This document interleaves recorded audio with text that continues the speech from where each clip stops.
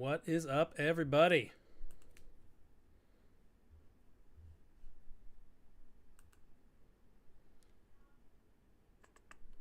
Do I use that or do I use...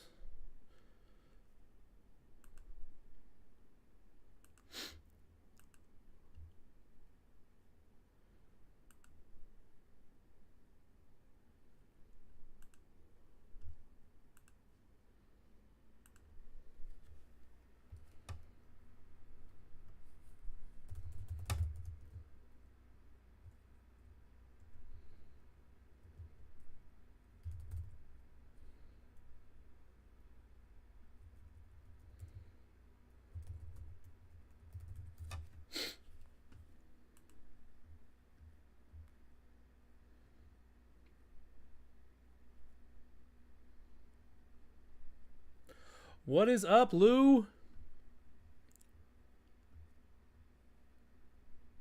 Forgot about the 5-second, probably like 10-second delay between the streaming software and the YouTube feed. So I'm not sure how live what you're hearing me say is. But what's up, Lou? Thanks for joining, man.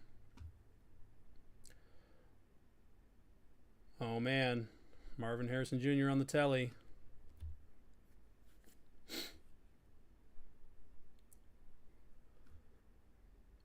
Yeah, it's hard to focus on this when I want to be focusing on that. But that's all right. Such is life. And I'm keeping an eye on things over in the Discord.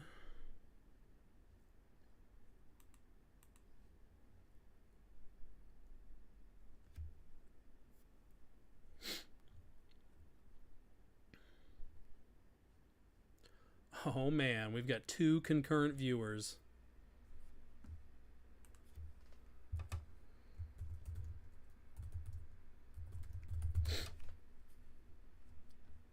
Wish I could have the NFL Network draft feed next to my dumb face. Oh well.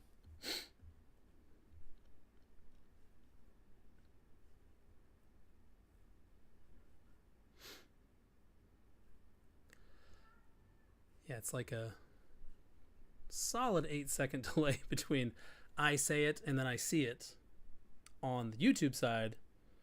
I don't know, man.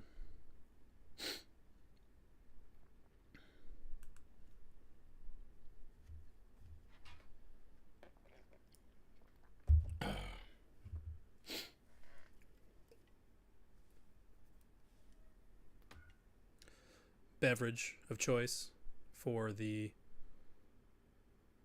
evening ahead.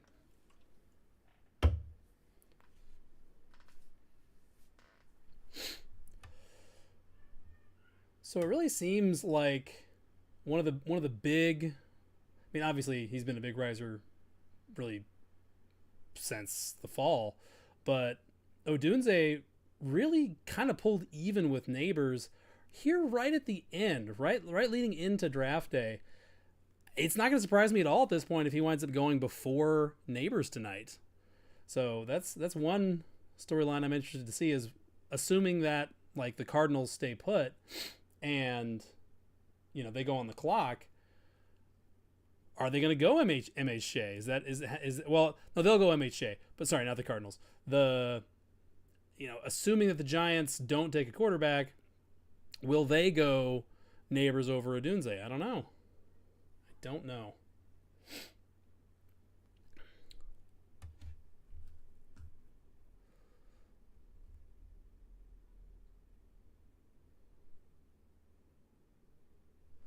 Lou, what's a surprise pick that you think could happen? Could happen. Not going to hold you to it. Could happen in the top 10. Something that just comes completely out of left field. Titans take a quarterback. I saw our buddy Colt Williams. He mocked Odunze to the Titans in his final mock on Twitter earlier tonight. I was like, whoa, that's a curveball.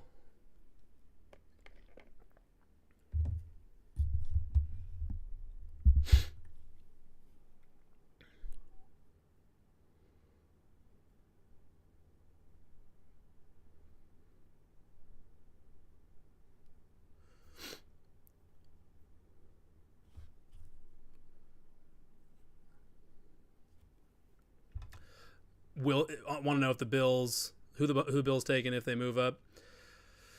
Yeah, I could see them doing it. I don't know. Just the overall arc of the moves they made, bringing in Mac Hollins, Curtis Samuel. I feel like they brought in somebody else. Trent Sherfield. I think Trent Sherfield left. I'm not sure where he is right now. To me, it feels like they're just copying the Chiefs 2022 playbook, like page for page at this point, and saying, okay, well, let's just get rid of our big money receiver and let Josh Allen just get real democratic with how he distributes the targets in our offense, / make plays with his legs. I mean, that's you can argue that that's been kind of the core recipe for the Chiefs' success in their last 2 Super Bowls. So, I mean, imitation is the sincerest form of flattery, right? So, are they going to then deviate? If that is the case, are they going to then deviate from the Chiefs model and give up a bunch of capital to go get Odunze, to go get Neighbors? It would be super exciting from a fantasy perspective. I just don't know if I see it here for a team that's... I mean, they have a championship window open still in Buffalo. It's closing, but it's not closed yet. So what makes the team what improves the team the most for 2024 is what I'm trying to keep in mind here. This is not a team that's several pieces away. At least that's not their mindset.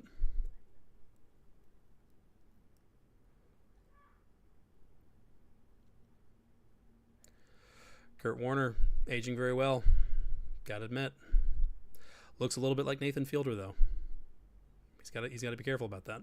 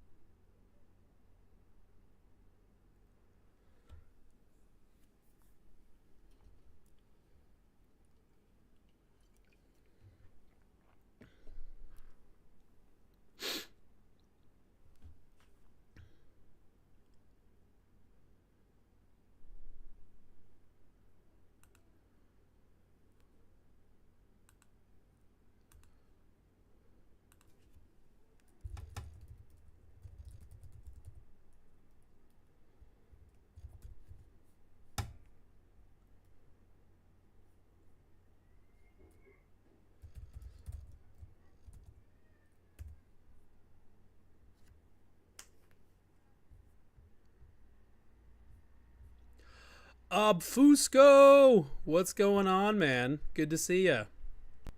Am I saying that correctly? Obfusco. Let me know if there's some special characters I'm not pronouncing quite right. Accent marks and such.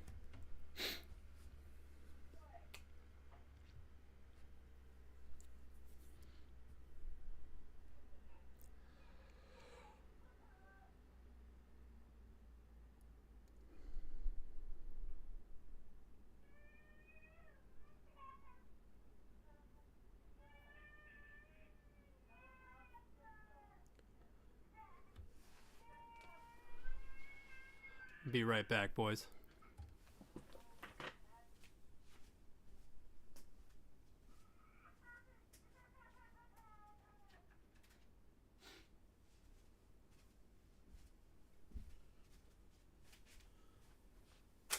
All right. And we're back.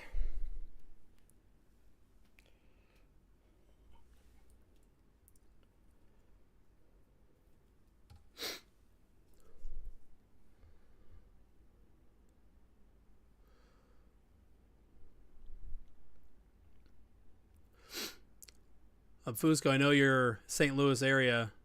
Are you more of a Browns fan or were you more of a Rams fan when the Rams got crankied.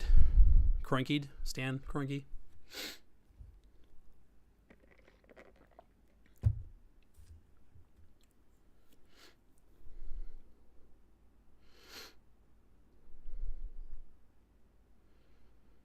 And if it's all too painful to talk about, feel free to tell me to let sleeping dogs lie.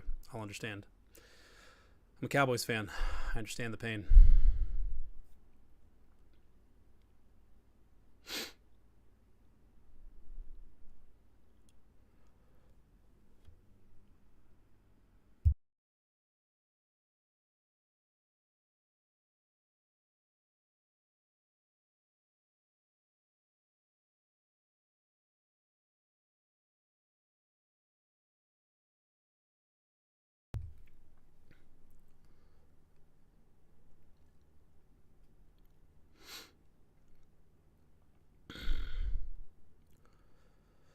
Do we think the Patriots stay put at 3? Let's start the polling. Let's start the chatter here. Are the Patriots going to stay put at 3, or are they going to get out? Can I make a poll here? Is that a thing? Start a poll. Holy cow. Holy cow, we're doing it, folks. We're YouTubing.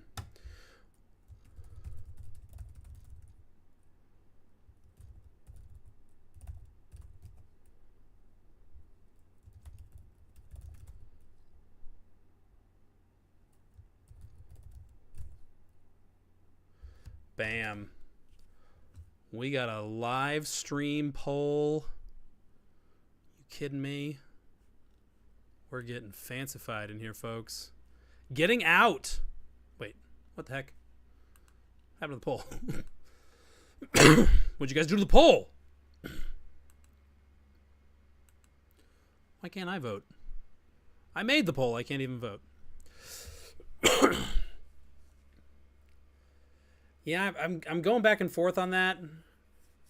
T-Pats, our resident Patriots superfan in the FI Discord server, is adamant that the Patriots are going to stay put. They are not going to trade down, and he seems like he's pretty hooked into the local sports radio scene there.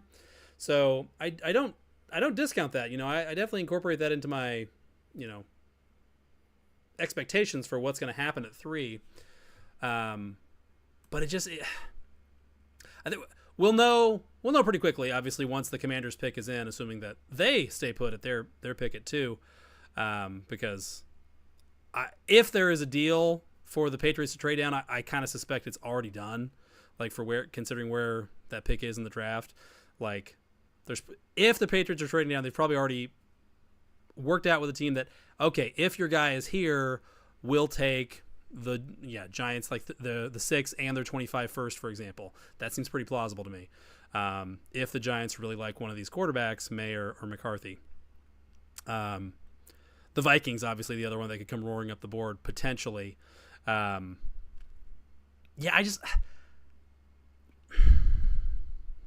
can't. I'll be honest, I can't call it. I'm gonna say that they want to trade down, but it really won't surprise me if they do wind up taking a quarterback there. I don't know how in love the NFL is with any other quarterback in this draft outside of Caleb and maybe Jaden Daniels. When I really look at May's body of work at North Carolina, and the fact that he is coming from North Carolina, I still am very skeptical of him. I think a lot of teams are still pretty skeptical of him. And of course, McCarthy is, he's a teenager. So there's no way to me that the league consensus on McCarthy is that, that guy should be a top 5 pick. Only takes one team. Only takes one team to come flying up the board to get him. And the more I think about it, maybe the Chargers trade down from 5 to a team that wants McCarthy, because Harbaugh has a quarterback and he wants to do right by his old quarterback, and could make some sense. Harbaugh definitely has a finger on the button in this draft for the Chargers. He's not a bystander here. He's going to be actively engaged, I believe. So, anyway.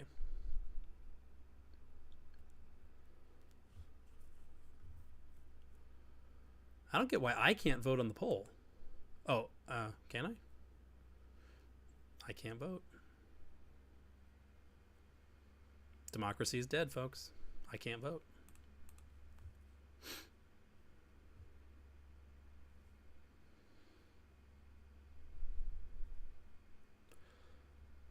Okay, over under on her finishing the anthem in 60 seconds.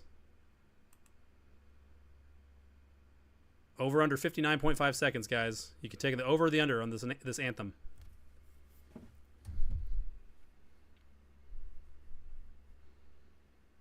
Oh, it's not the anthem. Never mind. I was thinking I was at a baseball game.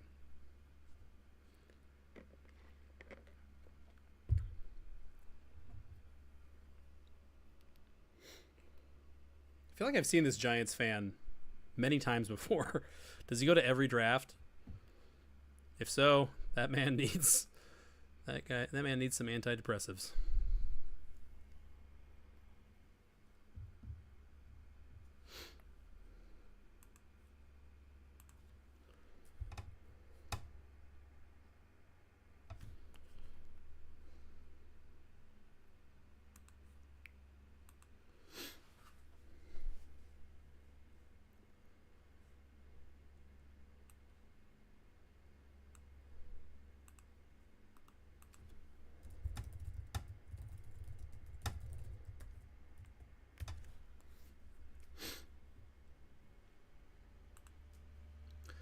Oh, Billiam. I see Billiam popping in on the Discord side of his best friend's ride.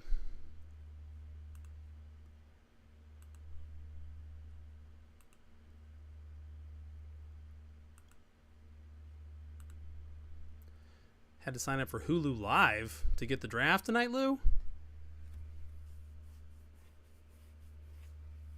Luckily, I have NFL Plus, so I can watch the entire draft on my 5.5-inch phone screen, as the Lord intended.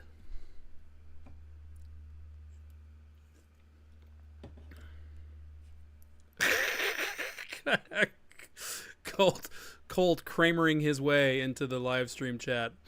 That's what we're talking about. Colt Williams, everybody. My podcast life partner, hetero life partner, I should say, to quote, of course,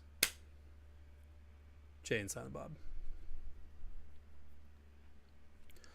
Colt, what's the call, man? What are your Patriots going to do tonight?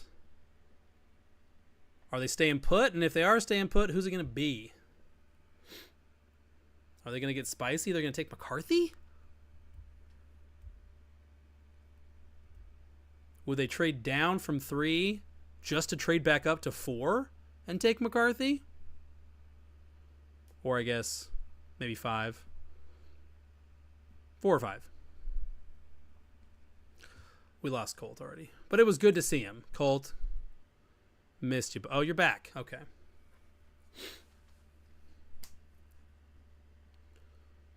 Oh, well, it's a little late. A little late for that, Colt. But you can watch it on TV. Okay, cool. That'll be helpful for the fall. So I don't have to ruin my eyes straining to watch the Cowboys lose a fourth quarter lead on my phone. Colt the Patriots fan says they're staying and it's May. T-Pats says they're staying and it's May. There you have it, folks. FI Discord community's official expert opinion is that the Patriots are staying put and they are taking Drake May at 3, assuming, of course, that the Commanders don't take him at 2. It really seems that consensus has settled in that it's Daniels at 2, and I agree that that's the more likely pick at this point. The Commanders were pretty connected to May early on in speculation season. That noise, that smoke has died down since, but you never know. You never know.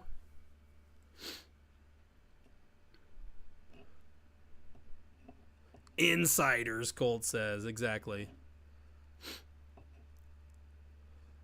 You can't trust the NFL media, fake news, right, Colt? Drake May on stage looking like an extra from the show Suits. Looking good, Drakey.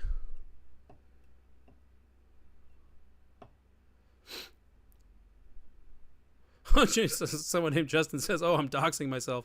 Well, don't worry, Justin. We have no idea who you are.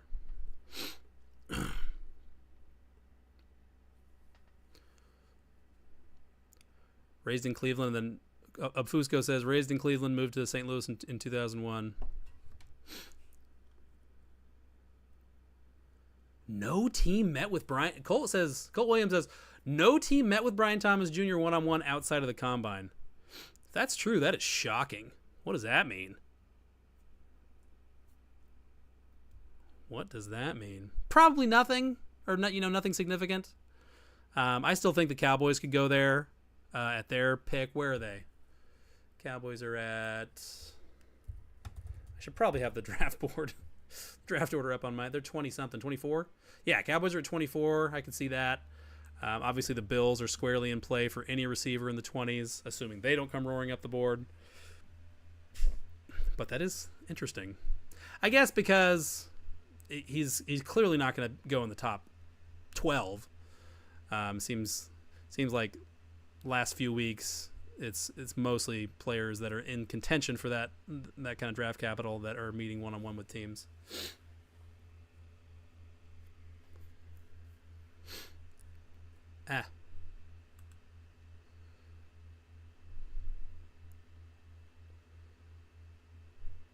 Shogun, we're gonna have to start calling you Uncle Moneybags. Okay, you're the FI Discord sugar daddy now, Shogun. Sugar Gun, we're gonna call you. Boosted us up, nice today. Very clutch, sir. Who is Justin? No one knows. No one knows.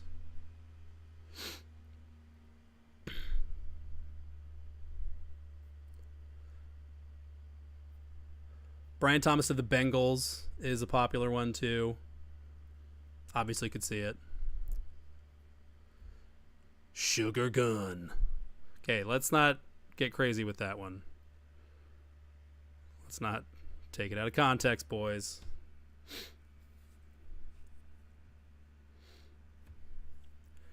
When did they start doing this?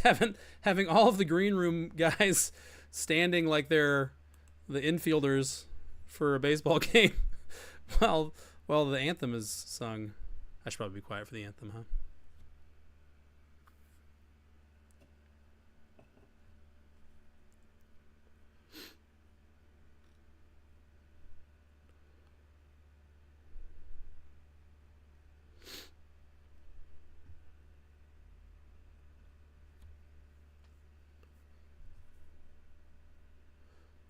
Bam. That poll's Dunsky. Starting a new poll.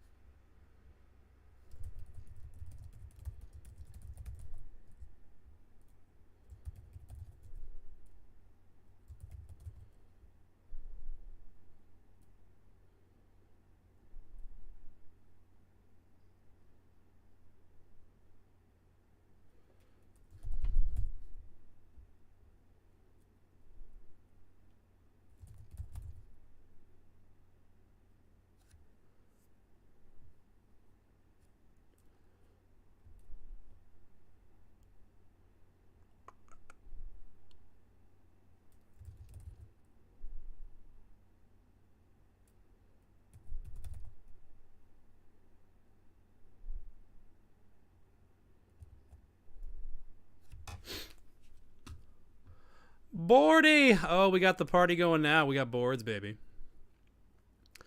Lou says, Luke, who you want as running back for the Cowboys?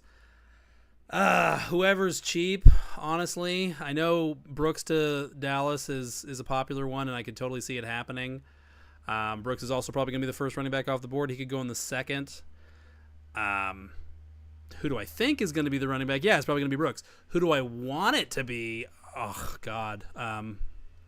Day 3 pick, Isaac Guerendo. Yeah. I mean, honestly, crazy as it is, I would be comfortable going into the season with Dowdle and Freeman and Vaughn as the running backs from strictly a Cowboys winning football games standpoint. But I don't know if any of you guys saw, Jerry Jones had an absolutely unhinged press conference earlier this week. He's losing it. Yeah, Brooks in the second feels pretty plausible, and I'm not super stoked about it. Hopefully they at least control themselves and wait until the third. He is coming off of an ACL, guys. Come on.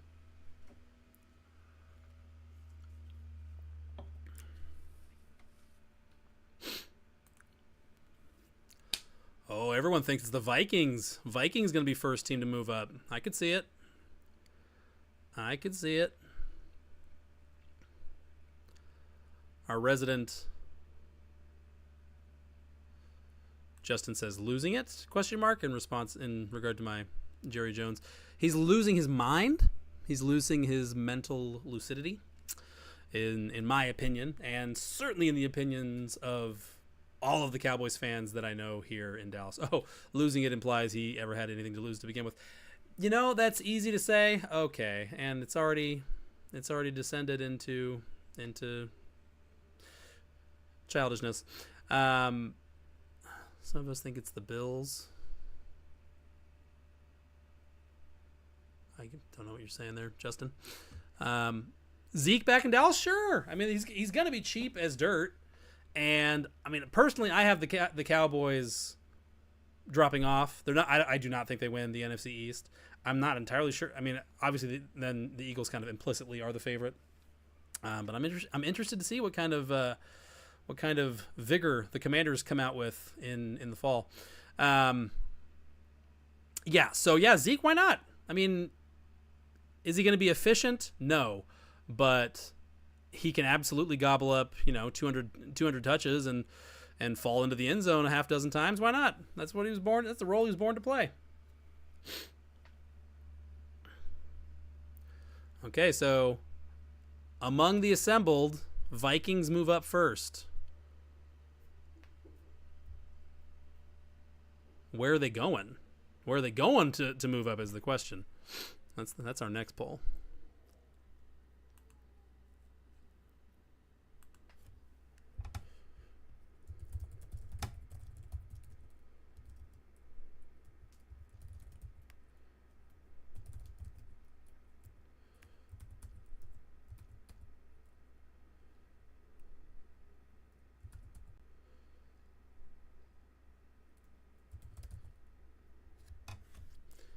There we go. Justin says, yes, the Bills are moving up early, Luke.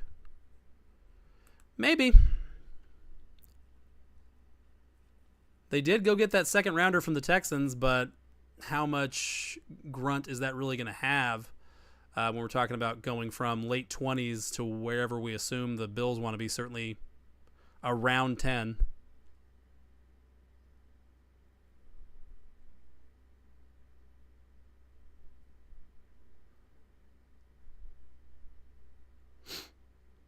A.J. Brown takes over as the highest paid receiver in the NFL. Hoo boy, $32 million a year average annual value. The Vikings really need to get Justin Jefferson signed quite badly. Oh dear. And the Cowboys need to get Lamb signed. Colt Williams says, did you place any bets? I bet $1,000 on Caleb at 1 overall. Can't wait to win $2. I'm surprised you can get $2 out of that. That's free money right there. What if? What if somebody? What if the Commanders traded up to 1 to get Caleb? Is it possible? What would the Commanders have to send to get that pick from Chicago at this point? They give the 2, obviously. They give their 2025 1, obviously. What else?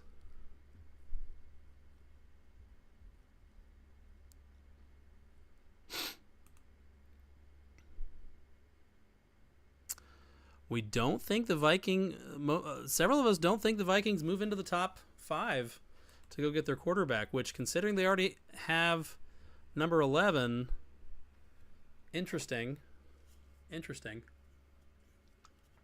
Or maybe they just don't trade up.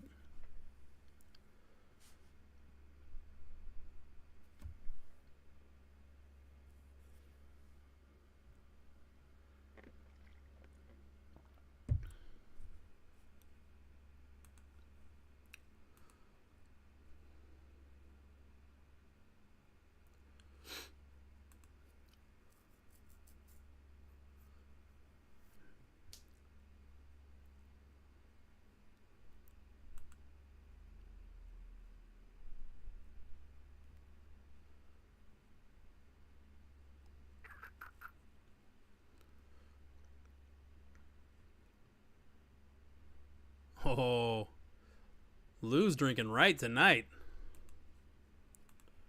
Had a boy, Lou. Drake May has Chandler from Friends vibes right now. I don't know if that's just me. Looks like if Chandler stopped chain smoking and went to the gym for like a year. Anybody else agree? Let me know what you think in the comments. Like and subscribe.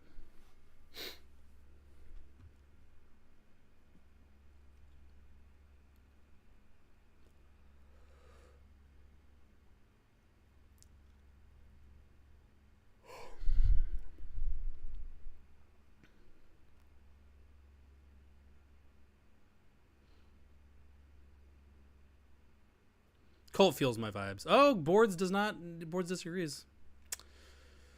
Shocker. Boards disagrees with me. That's a shocker. Oh, somebody thinks the Vikes come up to 3. Okay. Poll is still alive. Congrats, boys. This is already by far my most viewed live stream ever at 24 views. So, congratulations. We've rewritten the record books tonight, boys. We're the Babe Ruth of Fantasy Index live streams already, and we haven't even gotten started. Unbelievable. Loving the stash. Yeah, it was curling. It was beginning to curl into the mouth. So I ran the Phillips One Blade across the bottom of it just to you know, true it up, level it up. Thanks for noticing. Chode Stash. Aw, Colt says W host. Colt, I hope you are FR ONG no cap. Common W. Doesn't work as well said. It's better typed, and it's not that good typed. Now we know.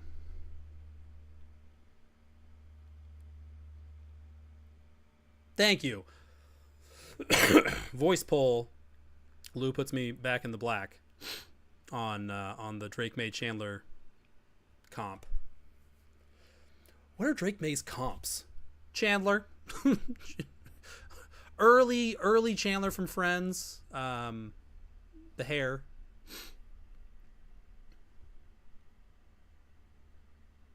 Common Billiam. Billiam in the house. Common L.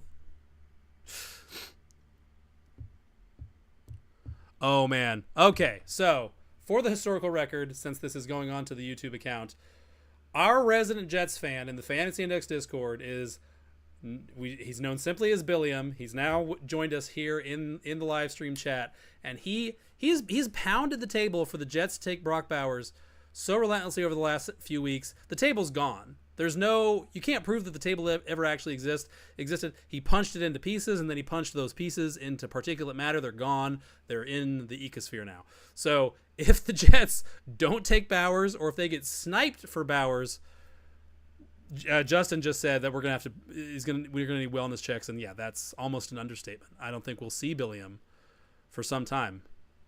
What would be more catastrophic would it be more catastrophic to Billiam if the Jets don't take Bowers, or to Ben if the Bears somehow don't take Caleb?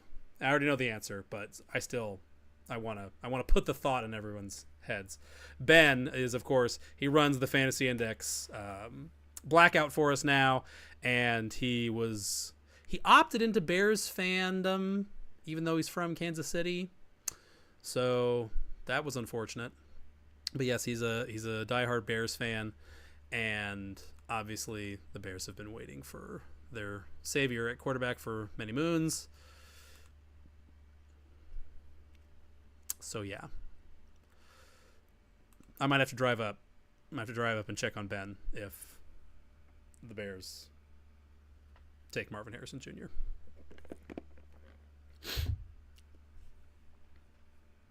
Actually, Ben's Ben's copium right now is so strong that if they took Marvin Snares and he'd just spin it. Well, Tyson Bagent has all the weapons he needs now. He can take us to the promised land. It's not a problem. It's fine. I'm not worried at all. That's what he'd say. When's the last time we had an outdoor draft? That's pretty gutsy of the NFL to go with an outdoor draft in Detroit in April. I don't know if you guys are familiar with geography. Detroit's Canada.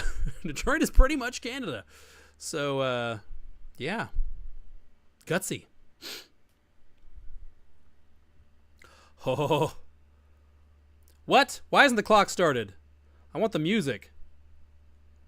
I want the pick music, dang it.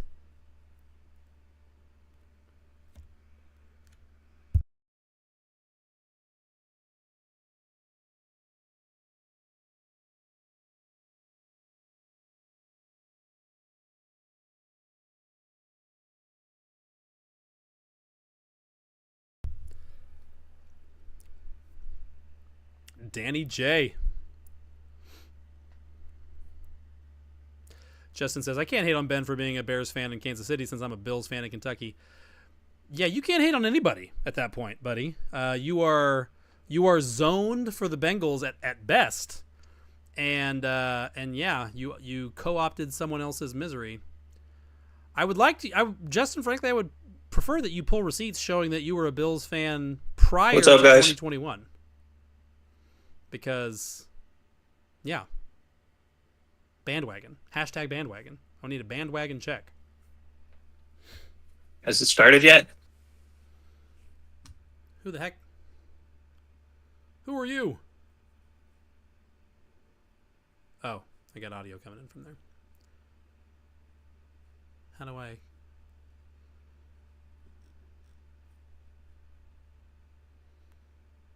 There we go.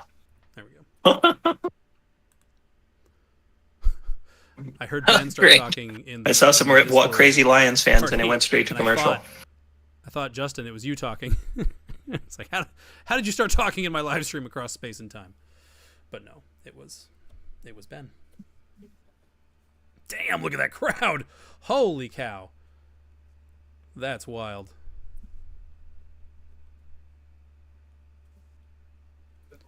Benny, we got Ben.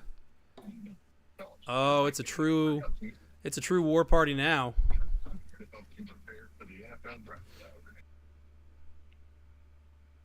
All right, I got to do it. Ben says, "Hey, did I miss anything?" Yeah, it looks like the Bears are trading down. The Commanders came in with a crazy offer. Their 2024 first and a 2025 third. So the Commanders have the 1-1. It's pretty surprising, Ben.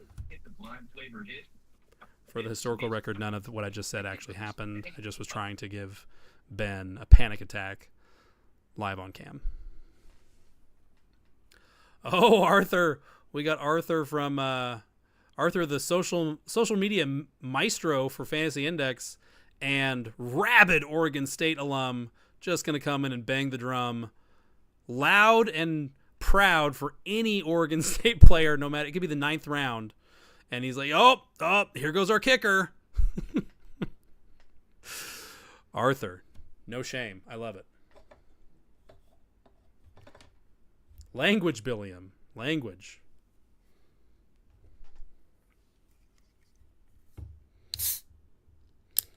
Oh, Ben tried to... oh, there it is. You got it. You got it eventually, Ben. Our war cry.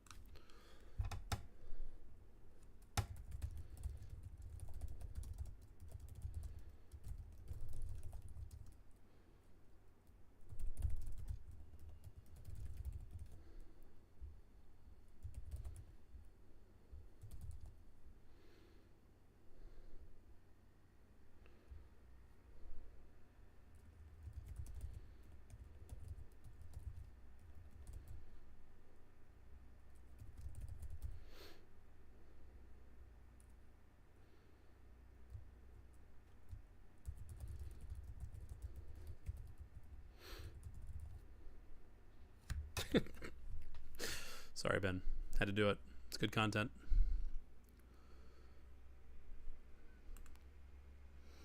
Oh, God. I'm red? Board says I'm very red. I feel like the sign maybe doesn't help. I'm not sure. I did have to frantically mow my yard right before I got on here because reasons. So that might be contributing to my redness. So, sorry. Corner store for cigarettes is out in front early on the Ben poll. Oh, dear.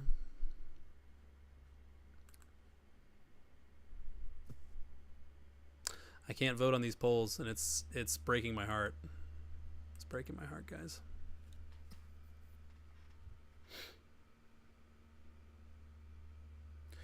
Where are we at on Aiden Hutchinson's?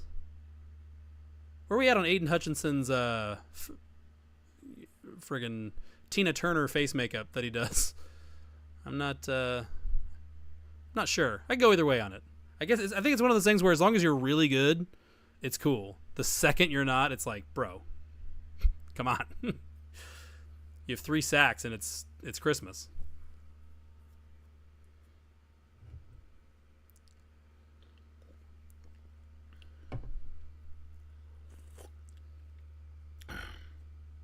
A lovely citrusy IPA from one of my favorite brewers here in Dallas, Texas. If you're ever in Dallas, check out Community Brewing.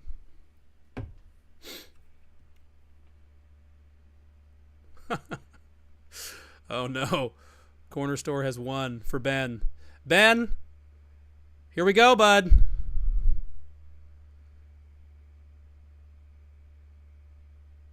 Yep. I called it. Not that it was much of a prediction.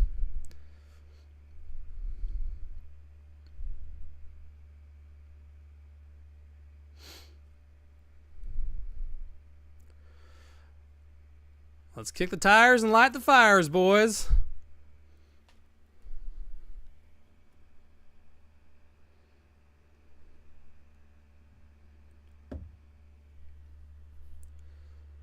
Hey, Roger, we're Big D.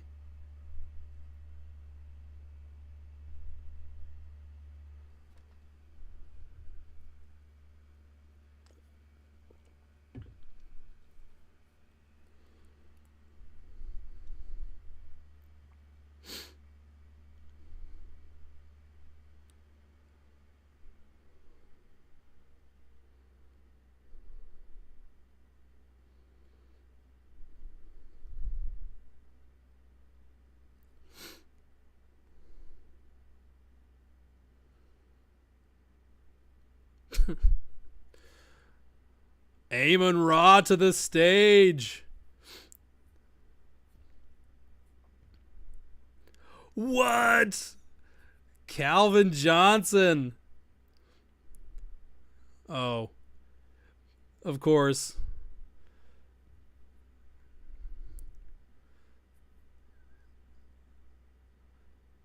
The GOAT. Question mark. Barry Sanders. One of the very first true heroes of fantasy football. That's pretty awesome. Who had more left in the tank when the Detroit Lions drove them into retirement? Barry Sanders or Calvin Johnson?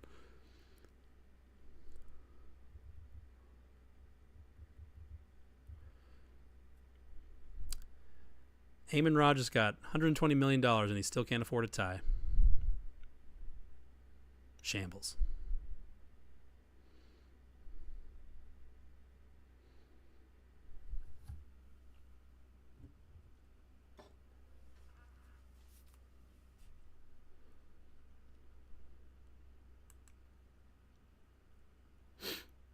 Justin says Sanders had more left. Hard to argue. Hard to argue against it.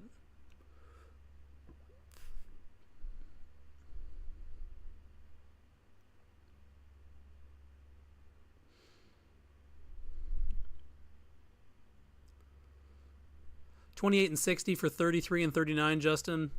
Not bad. Not bad. I think Carolina would have to have somebody there. I mean, the problem with the Carolina trade is probably Carolina and Buffalo both want a receiver with that first pick, so they might not be super compatible.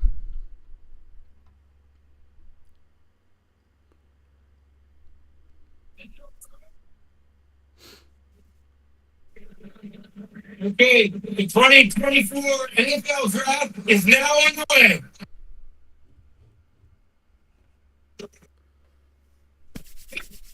Here we go. We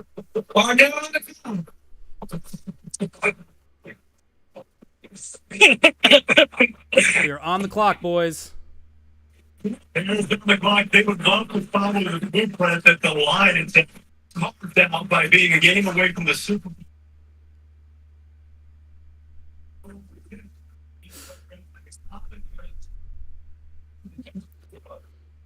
Cole's got that bright red Trump tie on.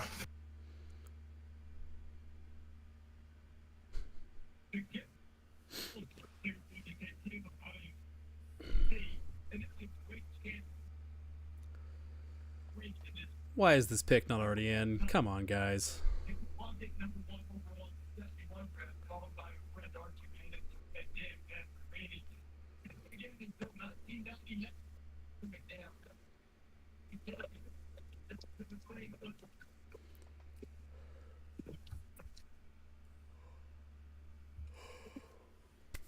Come on, guys. You've been on the clock for 4 months. Come on. Save us a little bit of time.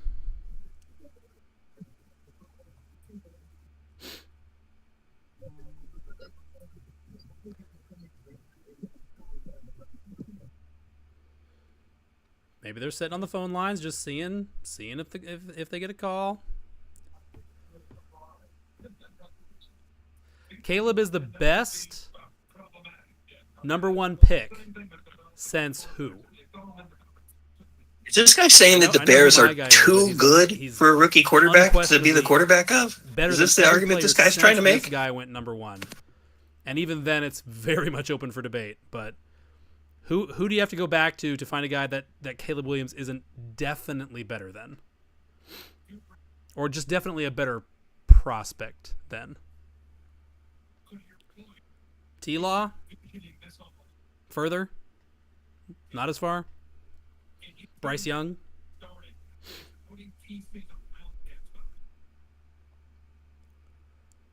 Well, he's texting. Vic. Vic's an interesting one. I mean, Vic's such a weirdo. like even by today's standards, he would be a physical freak. Like in terms of throw velocity and just sheer foot speed. And also, he couldn't hit the broadside of a barn. So Vic is just on such an island as both a college recruit and just as a player in the pros. I don't super love the comparison. I mean, Caleb does have incredible physical traits too, on top of just his guile, his game feel, which were things that probably were pretty big deficits in Vic's game. Right? No, I see what you're saying. Like a guy who is so distinct in our memory banks of number one quarterbacks. I get you. No, I can see it. I can see it. Lou says Andrew Luck. Yeah, that's my guy. That's my guy that I go back to as just clear, not just potential best player of the decade, but somebody is going to have to come and take this guy's crown, because Trevor Lawrence is not close for me, not close at all. Caleb is on such another plane of existence from every other quarterback in this class. Justin says, I think I like the fact that my hot take is polarizing to you. Fusco says, yeah, Luck. Yeah, I think Luck is a good comp. A guy who could run if the moment called for it, but was looking to make most of his hay as a distributor. But yeah, Caleb. I mean, he's just he could be the best quarterback in football by like 2026. You know, that wouldn't shock me. Okay, they would shock me, but he's the only guy that has any prayer of that kind of meteoric ascent to the top of the league in this class, to my mind. Of course, working against him will be the fact that he's a Chicago Bear. So we'll see. Ben says, who were Luck's receivers? He had a young T.Y. Hilton. Did he have late stage Reggie Wayne? I think there might have been a brief overlap there. Chronologically feels right. He had some Jack Doyle in his life at tight end. I remember that. Yeah, who else did Luck chuck the rock to? I just remember a lot of moonshots to Hilton for 6.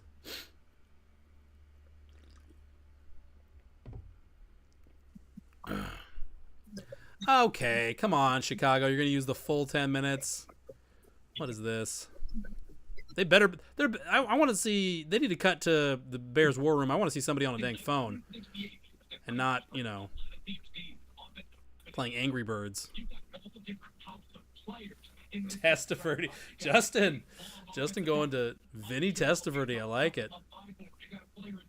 Vinny was the man. Vinny was the class of Vinny got drafted by the Bucks like number 1, didn't he? Like 79 or something? No, it was in the 80s, like 83, 84.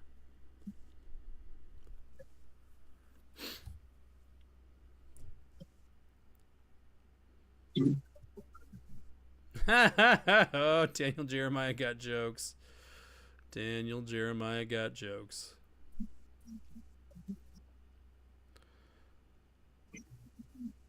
I don't, it's not going to happen. I don't even particularly want it to happen, but these Bears fans that went to Detroit in full Bears fan regalia, the meme fuel that would be their reactions if the Bears took like an offensive tackle here would be pretty special.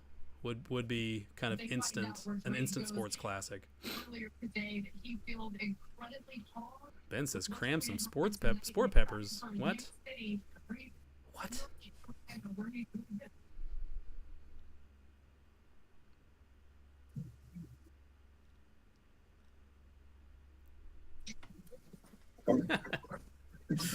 Arthur.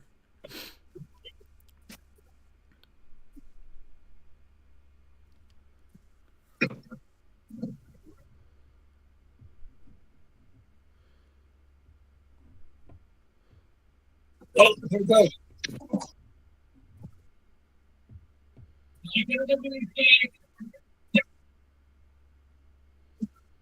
Yeah, come on. We're bored. We're bored of this. Proceed with the evening's business. Heisman Trophy one. There it is. Caleb Pick is in. We are off to the races. Let's go, baby. The Bears have far and away their best hope of breaking the curse in Chicago that they have ever had. Forget about Trubisky, Grossman, Cutler. Obviously, if this guy can't do it, it can't be done. The Chicago Bears are going to have to only win Super Bowls with all-time great defenses and Trent Dilfer types at quarterback, and just grit and grind their way to 13 and 4 to get in the playoffs anymore, because this guy's the real deal.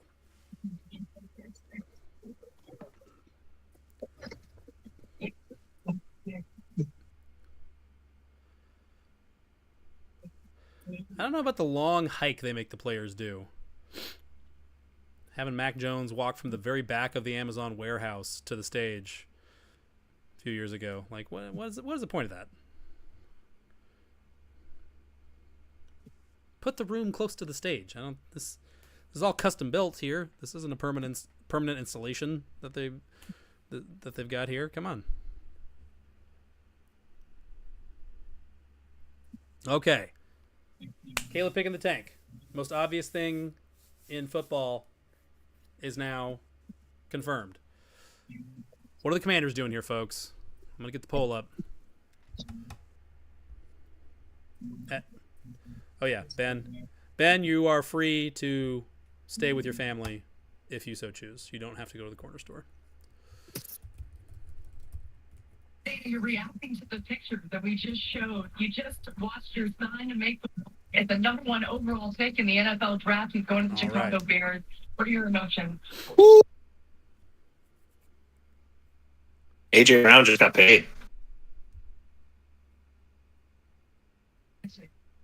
It's a dream come true for all of us. Well, the tears were streaming down your face. How would you describe what that was like for you? Jokes aside, I am very excited for the Bears to get Caleb here. He has all the talent in the world to completely remake that franchise, change the whole trajectory of that franchise. But man, the pressure cooker situation that he steps into right now, the expectations are just going to balloon from here to crazy levels. I mean, especially if the Bears land somebody like Odunze with their other first-round pick here. I mean, no number 1 overall pick quarterback has ever been expected to go and take the team to the playoffs or win the division like Caleb will be. I mean, certainly the expectation is that the Bears are a 500 team. I don't see how you could say that's not the expectation in 2024 now. And we've just never had that dynamic before for a number 1 pick. The Bears didn't come by this pick conventionally. Obviously this is not their pick. It was the Panthers' pick. But still, this is a lot of pressure to put on this young man. Feel for him. I certainly feel for him if the Bears start 0-2. then things are going to get very uncomfortable very quickly for everybody, for Eberflus, Fluss. Ben, I need a phonetics check, Fluss or Flus. But I am optimistic. I think that he can overcome both the pressure and the Chicago Bears being the Chicago Bears. Knock on wood.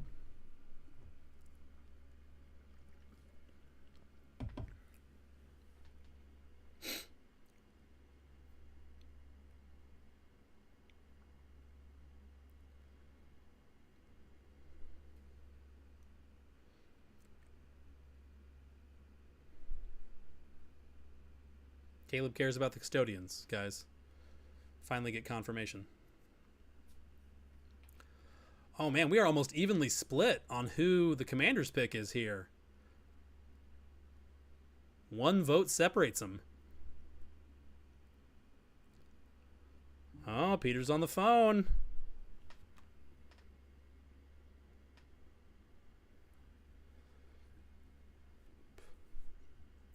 Who's on the other end of that phone? That's the question.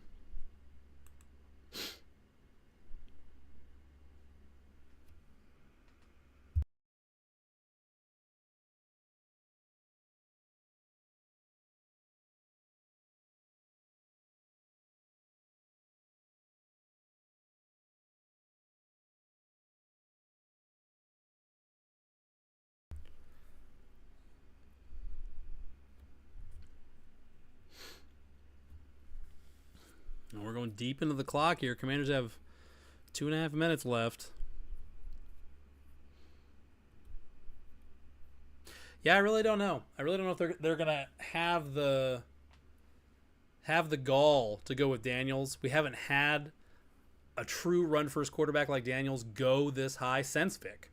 I mean, unless you would consider Robert Griffin III a true legs first quarterback. And the symmetry of the Commanders using another number 2 pick on a quarterback like that, I don't know, man. Will be interesting to see.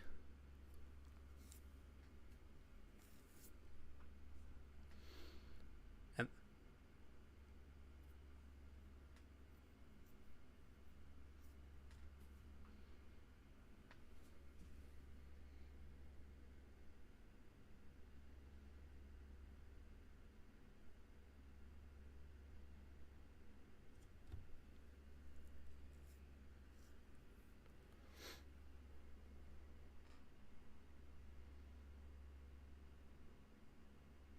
Justin says Cam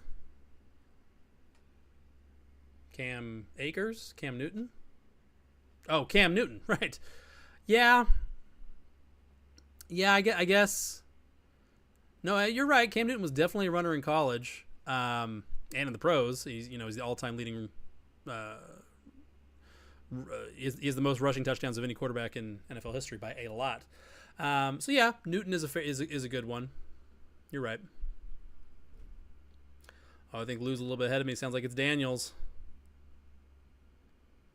Oof, looks like you're a lot ahead of me, Lou.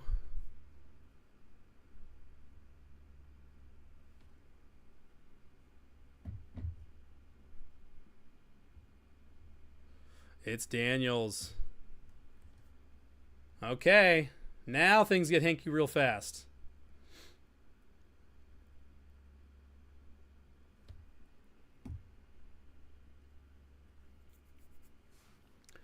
Okay. The two things that we knew were probably going to happen have happened. Now how fast do things get crazy here?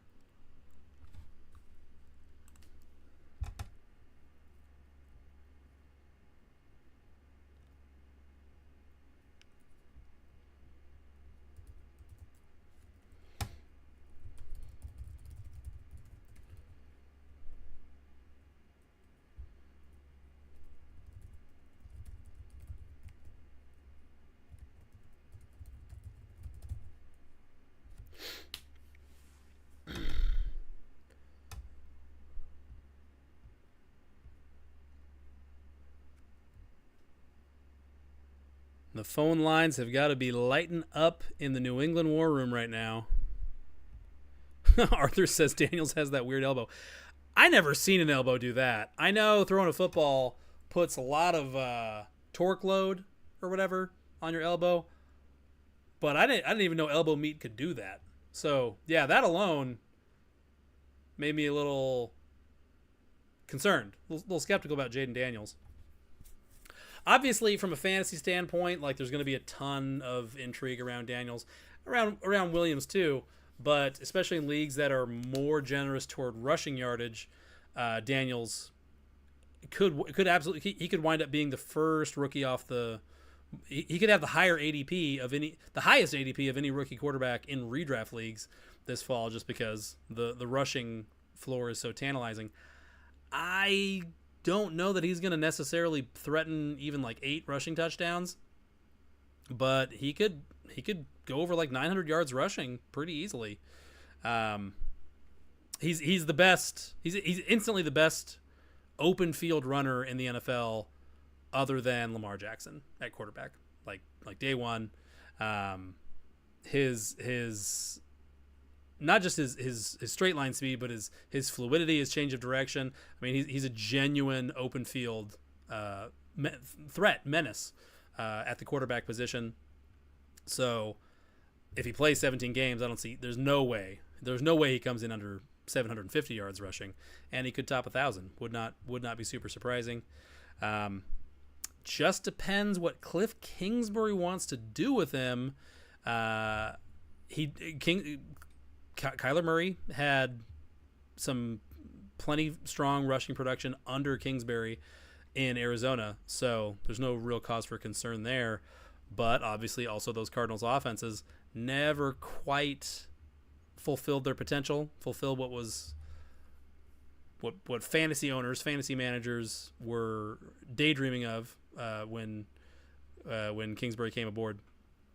So, and then also, are the Commanders going to get him some more weapons? They've got scary Terry McLaurin, they've got Jahan Dotson, they've got De'Ami Brown. They no longer have Antonio Gibson, but they bring in Austin Eckler. We've got Zach Ertz is probably the starter at tight end unless they invest early at tight end. They almost definitely will draft a tight end at some point in the next 48 hours.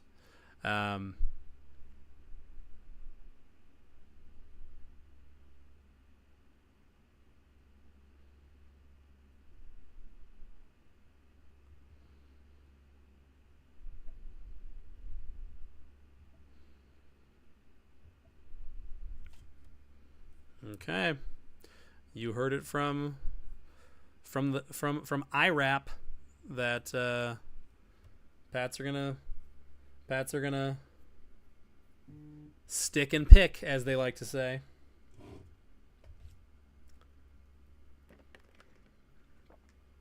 All right, so it's May here, right? It's got to be May. Shogun says, "Please not Marv." This would be a fine landing spot for Marvin. I know it feels scary, but Marvin Harrison is like a turbocharged Amari Cooper, and Jacoby Brissett was not a bad thing for Cooper in 2022 in Cleveland. And it's the same offensive coordinator too, Alex Van Pelt. So it wouldn't have a lot of sex appeal, I know, but on the flip side, who would be a real threat, a real concern in terms of target share for Marvin there? Almost nobody. Like I know T-Pats would say, don't sleep on Kendrick Bourne. I'm sleeping on Kendrick Bourne, okay, if Marvin Harrison Jr. is in town. I think, honestly, personally, if it were me, the pick would be Marvin Harrison Jr., but I don't own the Patriots. Breaking news, I know.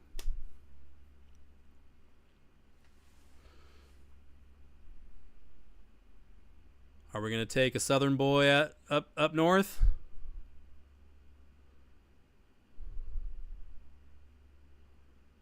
There it is.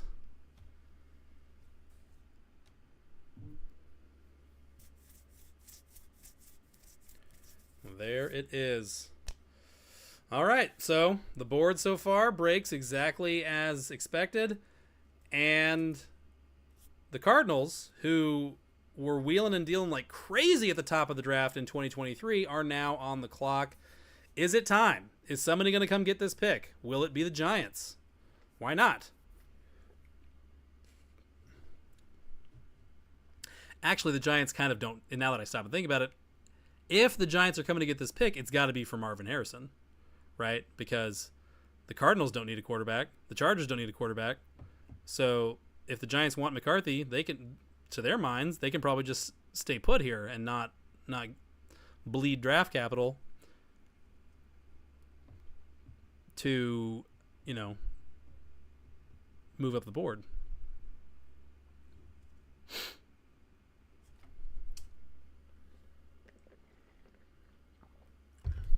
All right, another poll.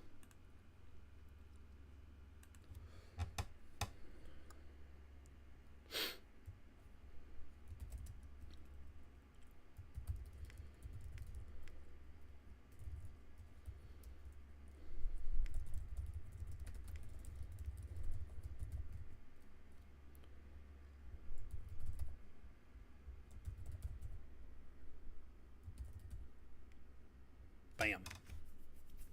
Was under a lot of pressure this year behind that North Carolina offensive line. Another example of what he did, the ability to buy time, extend, create, that athleticism showing up. Here he is against Pitt. I have a left hand. I don't have my right hand free, that's fine. I'll just be an athlete, switch it over to the left hand and make a play. You open up a lane, I will take it. I believe early in his career, you'll see a lot of this. Use your legs as you're becoming more comfortable in the passing game. Fascinating thing for me is how long before he gets on the field. I love the pick. Now the question begins when. For a big guy, there's not a lot of like leg drive. Like he's not a tackle breaker in the open field. Like even like a Will Levis, for example. He's kind of gangly. His upper half and his lower half as a runner are kind of disconnected. So he, to my mind, he has to really be a threat, to be a 4,000 yard passer perennially to be a legitimate like top 10 quarterback in the league. I don't see why he can't be that, but yeah, just the way that North Carolina fell apart down the stretch last year really unnerved me. I mean, they collapsed. That entire team collapsed. Yes, there's lots of excuses, lots of reasons why. The Commanders ran Sam Howell out of town for that just a few months ago. So odd symmetry here to now get in bed with a guy who did the exact same thing under with much lower stakes. But obviously, big body, big arm, there's no reason this guy can't pan out and can't hit. But he's a commander. That's generally not a good thing.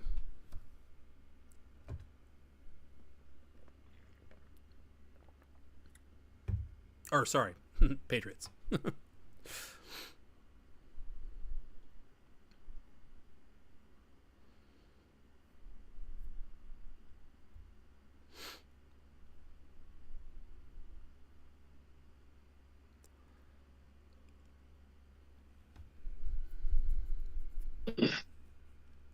Test. Okay. Ooh, everyone All likes right, that looks like Caleb it's working better. for redraft as of right now. I think I agree. I think he's the best player. He clearly has the best receivers out of those three guys right now, pending another 253 draft picks. But, yeah, I agree. Good job, guys.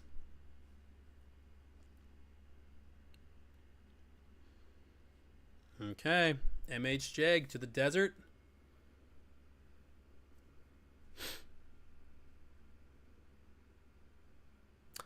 What are you sorry about there, Ben? Ben says he's sorry. Sorry about what, buddy?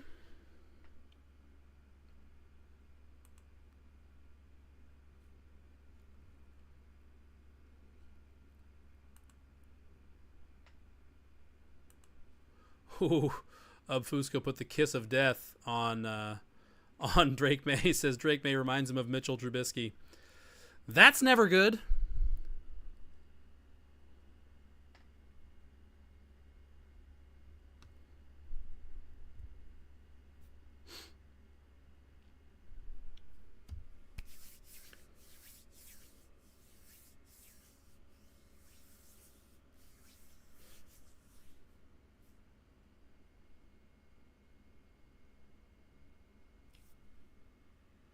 Bam. Marvin Harrison Jr. is a bird. The board has broken directly on script through 4 picks. Oh, Ben, I muted my computer audio. I think.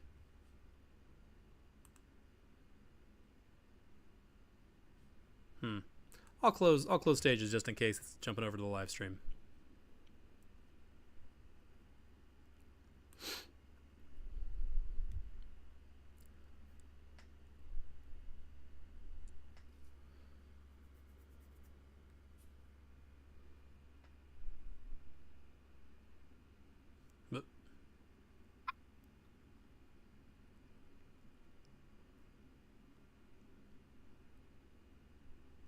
Did you?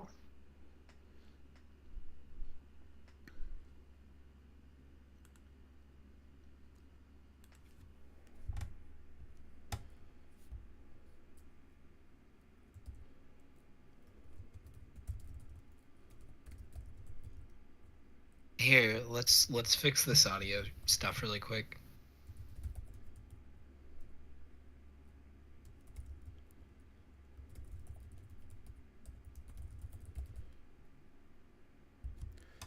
All right.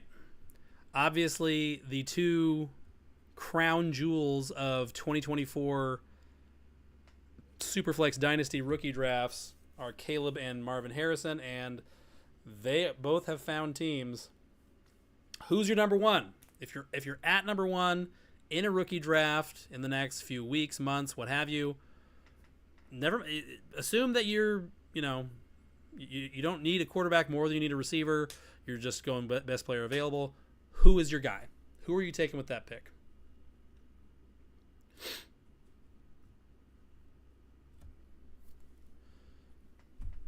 Okay, now the Chargers go on the clock. They've got to be trading, right? Come on. Somebody's got to trade. Somebody's going to step in front of the Giants to get JJ here, right? Could it be the Vikes? Vikings give the 11 and the 23 to the Chargers to go get McCarthy here? What do we think, boys?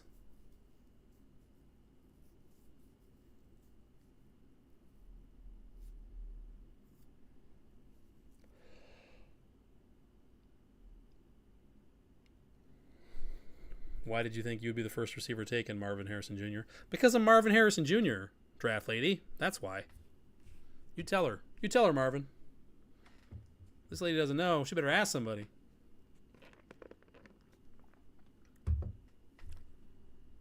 Still hearing the audio. Dang it. Hold on. Let me actually... I just closed it. Let me actually formally...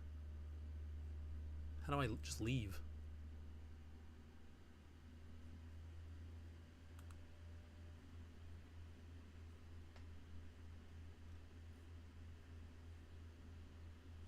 How do I leave?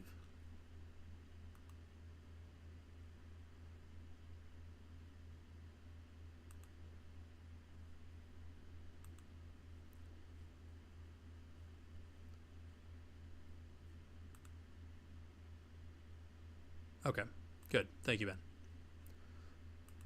But also never kick me out again.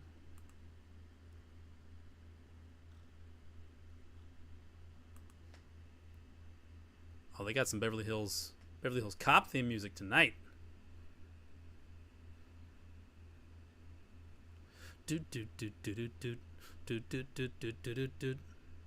Axel Foley.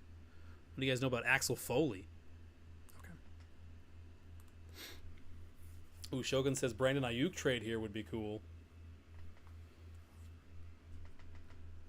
Someone's spamming a react. I don't know why. Well, just keeps going.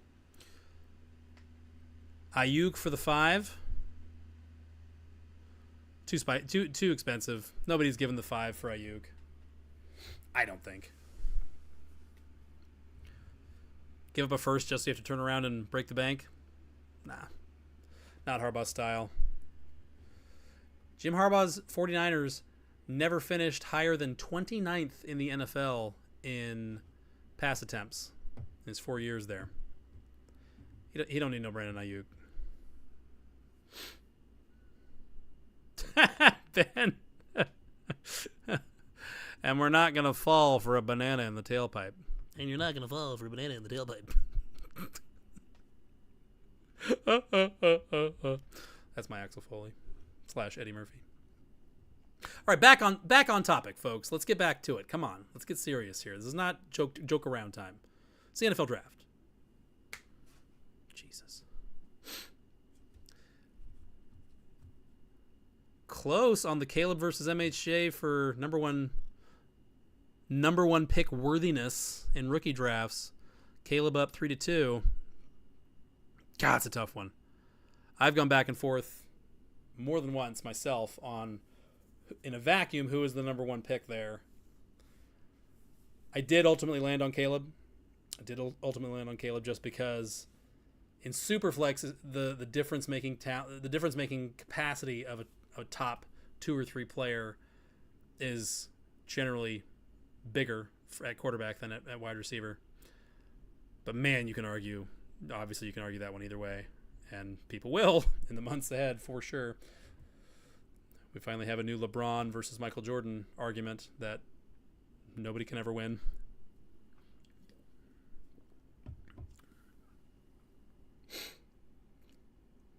Strategic commercial break here, giving the Cardinals some time. Or the Chargers.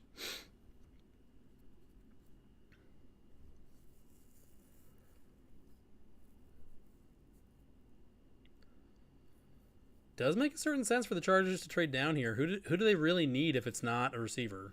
If they're not going to go Neighbors or Odunze?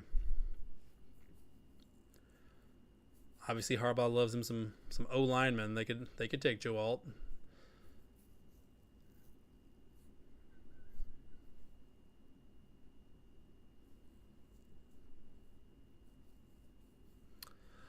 A mock for who the Seahawks might take. I really didn't. I could see them moving up 5 or 6 picks to go get an offensive lineman. Obviously, offensive line is still an area of need for them. Short of that, they haven't really been connected any quarterbacks.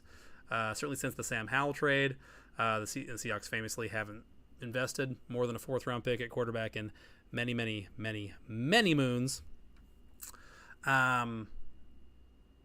one of the Seahawks fans in the Discord said Seahawks probably trade down.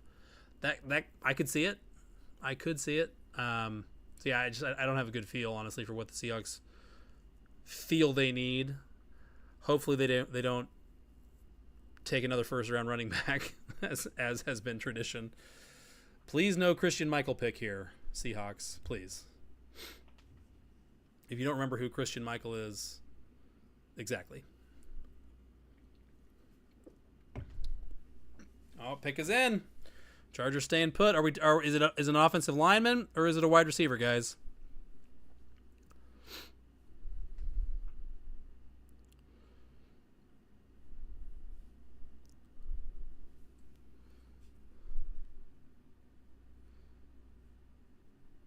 Justin says the Michael Jordan LeBron debate is one though. Is one though? Sorry, you're right, Justin. I'm talking crazy talk.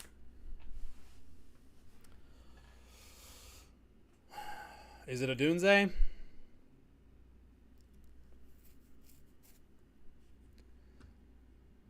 Fatanu over Joe Alt. I like it.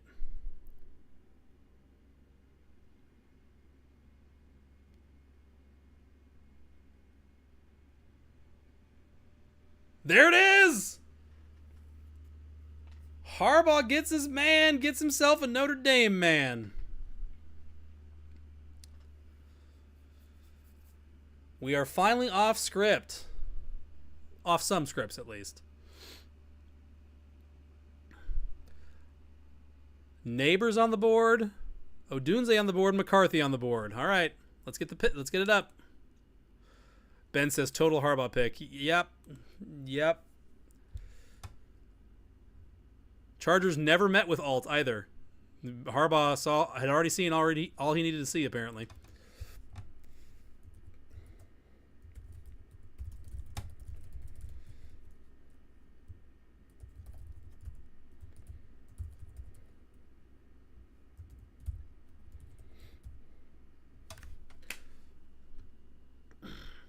What if the Giants trade down here? Giants fans just storm the castle. Drag showing out by his windbreaker. Flog him in the parking lot.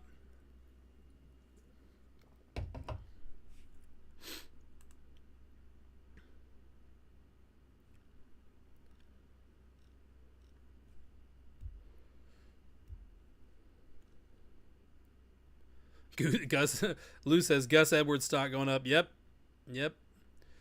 Our good old buddy Quicksilver popped into the server earlier. He said he's getting bullish on J.K. Dobbins.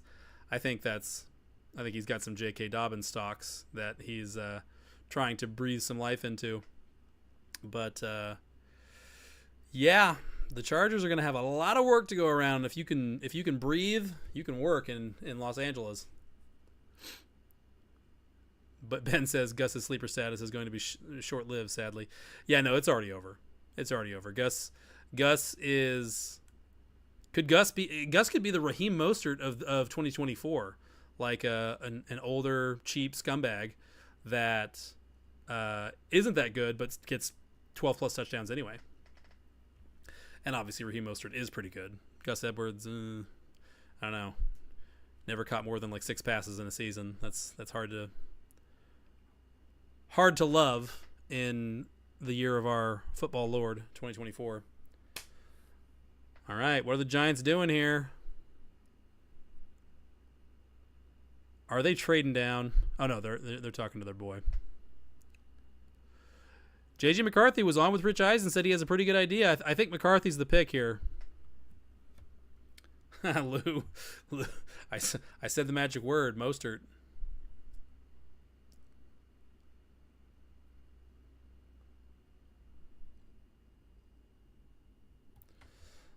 I think the pick here is probably McCarthy, guys.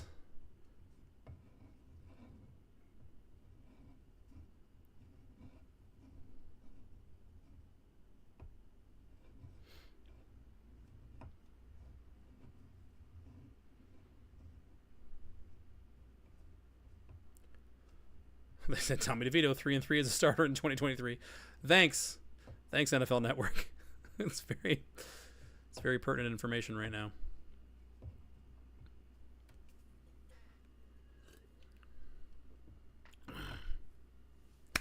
No big shockers so far. I guess Joe Alt was a mild one, but Jim Harbaugh taking an offensive lineman, if you were in the know at all, you knew that was in play.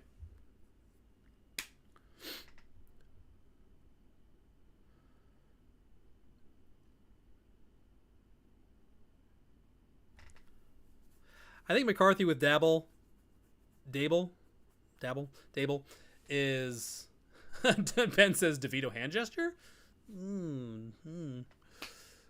I think McCarthy with Dable is a pretty intriguing fit, potentially.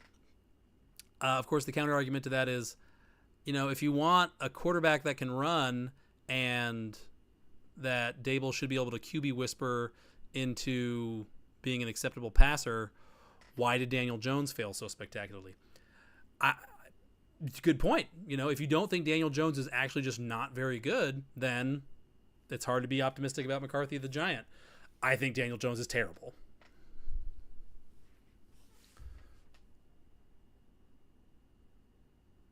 Neighbors! It's Neighbors! Oh no. Anybody who traded for the 1.3 in Superflex rookie drafts is in shambles. Oh no. The poor boy. Oh God. Why? Okay, so Neighbors is a Giant. We knew it was possible. So that's the question. That's immediately the question. Is Neighbors still the 1-3 in rookie drafts? That's the question. You guys said it would be Neighbors. You were right. You were right.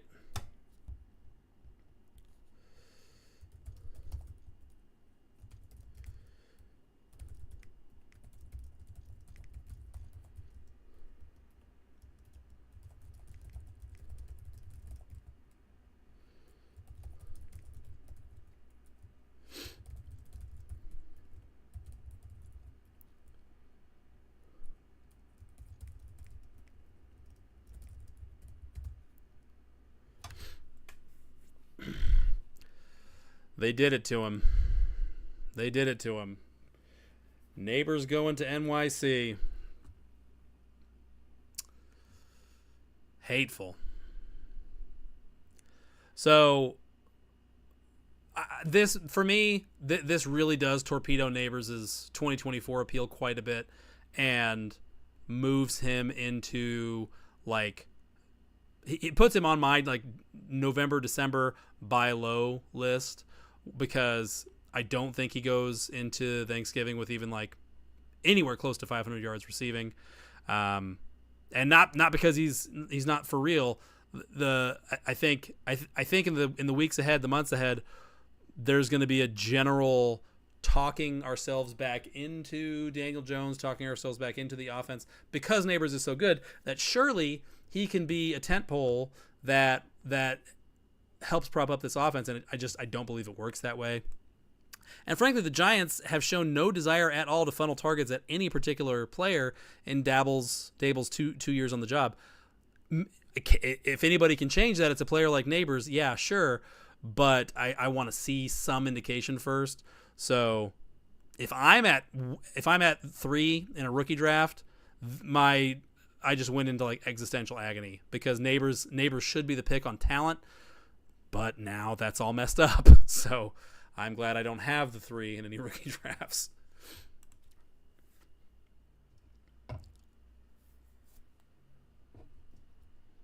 But yeah, Neighbors might be the best receiver in this class. So it's hard not to still want him.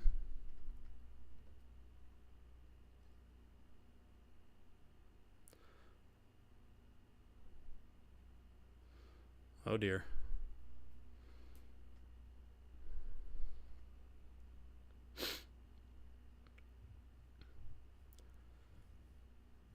God, Neighbors and Brian Thomas Jr. just grown in a lab, just physically they are not real.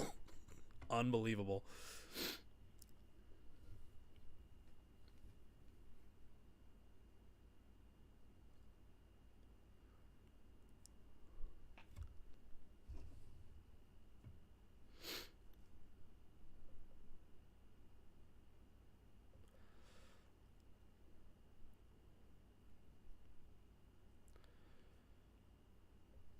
Neighbors and BTJ were so good, and through sheer athleticism, through sheer like quick twitch and long speed, they could just manufacture wide open vertical shots, vertical looks that don't exist in the NFL, that don't exist in a base cover 3, base 75% zone look landscape like we have in the NFL now. So it made Jaden Daniels probably the least projectable quarterback in the class for me. So that makes me very uncomfortable, especially going to Washington, unless the Commanders, move heaven and earth tonight to go get like an Odunze or something. Their receivers are very average. Like I'm still very skeptical about Dotson. Terry McLaurin has just never quite taken the step from very good to great. So maybe Daniels, maybe he's the kind of talent that can help them do that. But Daniels has never had to be like a real passer before. So I feel really strongly in my bones that the NFL is going to be a brutal adjustment for Daniels as a passer. And I want out on McLaurin and, not so much Dotson because his value is so suppressed anyway, but I definitely want out on McLaurin if I can. But the night is young. The Commanders could wind up taking a receiver, and McLaurin could be a trade candidate. He's going to be 29 in September. He's got not a huge contract, but he's got a decent contract, and he's a holdover from a previous regime. Maybe they trade him.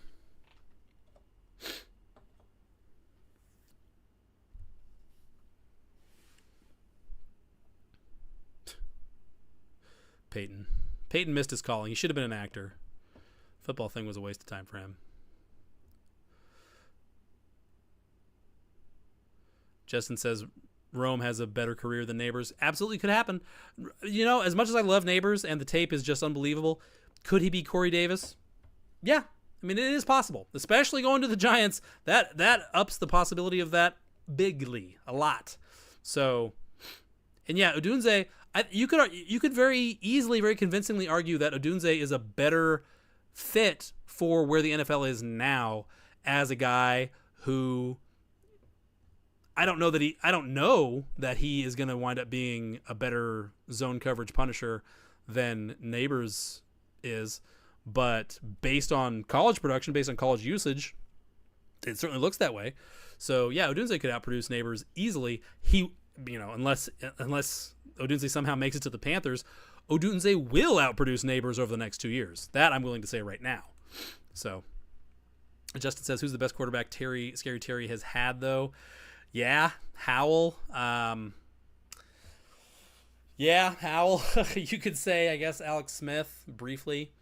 He hasn't really had a quarterback. Like they've been in quarterback, perpetual. They've been perpetually nomadic at quarterback in Washington for so long. So yeah, you're right. That is a fair point to make in Terry's defense. The problem is that time marches on, and is Terry McLaurin even, a top 20 receiver in the NFL right now? No. Is he even a top 25 receiver in the NFL right now? Quite possibly not. Certainly by the end of the night, is he going to be a top 25 receiver in the NFL? I just don't know that you can even make the argument. So, yeah. But one thing Terry does still bring to the table is blazing long speed. That's a guy who runs, or once upon a time, ran in the 4.3s. So that is definitely compatible with Daniels' game and with. Justin says, I'm out here to defend my homie wide receivers. Yeah, to the degree that the Commanders' passing game, to my mind, has potency in 2024 with Daniels at quarterback, it's going to be on the back of hashtag establishing it, of an effective run game, both with Daniels and through Brian Robinson and Eckler, into play action to set up, vertical shots into man coverage. Oh, that's 24. 24 is probably our most militant, next to maybe me, our most militant Daniel skeptic, and he is here finally to bang the drum. All right, Titans time. Offensive line, Odunze. Latham, the mauling right tackle from Bama. Makes sense. I mean, it would have been criminally negligent for the Titans not to take an offensive lineman here. So I'm glad that they did, because we don't even know how good or not good of a season Levis had last year, because the offensive line was just the worst in football by a lot. So thank God that the Titans showed some mental clarity by addressing that, especially when they had a pick that fell right where the tackles were expected to start flying anyway. So good. Ben says he's tilting toward liking Levis.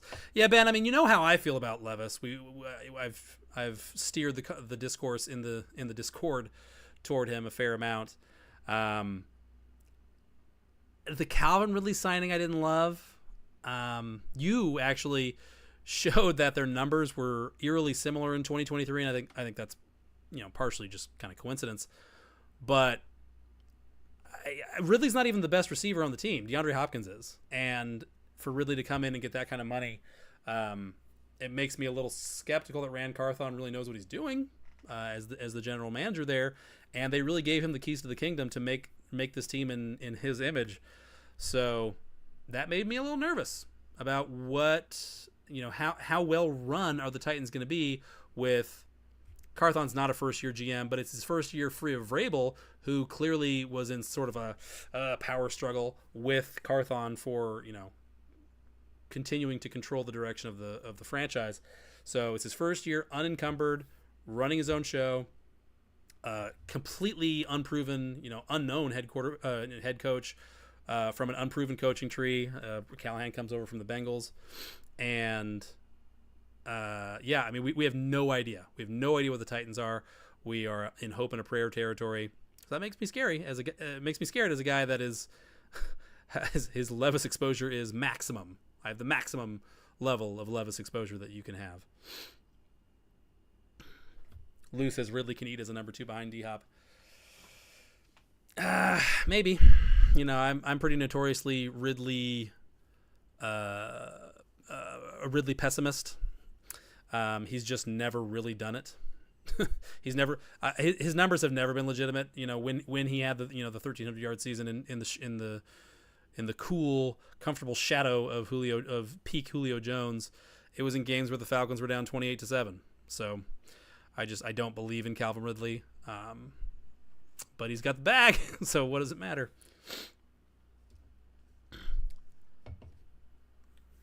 I do think Levis has the it factor, though. He's also a crazy person, which helps on the whole. I think it helps as long as he doesn't get caught like eating live wildlife on TikTok or something like that. So he needs to make sure that he sets up his home base where there's poor cell service.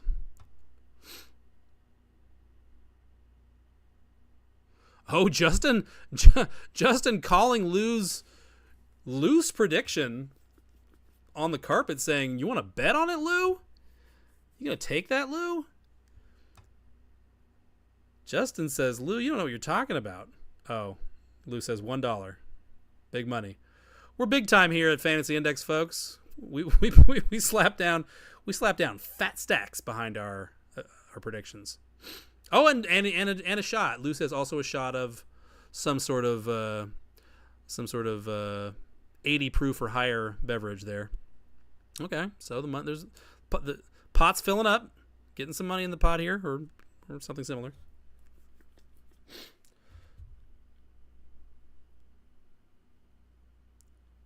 No. Oh boy, do we have our first shocker of the night? Falcons considering Penix?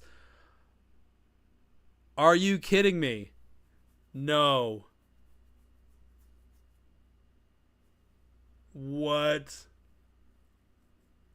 That's crazy. That is crazy. I thought the Lions were crazy to take an old quarterback behind Goff in the second last year in Hendon Hooker. Oh my God. Oh my God. 24 is ahead of me on the. Oh my God. The Falcons took Penix. What is that? What is that about? Oh no. Oh no. Or is that good? I don't even know. Guys. Someone talk to me here. Why did the Falcons do that? I mean, best player available, right? Right? Dear God. Penix to the Falcons. Shogun says 1.3 back online, baby. Is it? Oh man. What's Penix got on? I'm not sure. I'm not too sure about that, Action Jackson. Wow. Okay.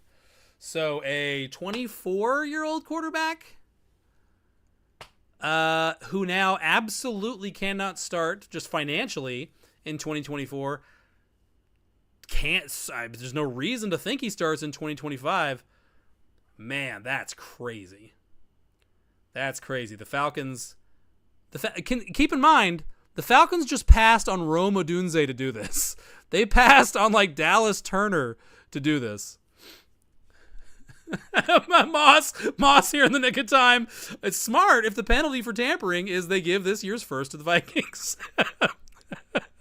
The Falcons poison pilling their own first round pick before it is given to the Vikings for anti-tampering. Top work as usual, Moss. Thank God you're here, buddy. Wow. Okay. So we knew Penix's stock was way up post pro day. We clearly did not realize how much. So so that's the next poll. Where is Penix going in rookie drafts on this news? This insane news. Because yeah.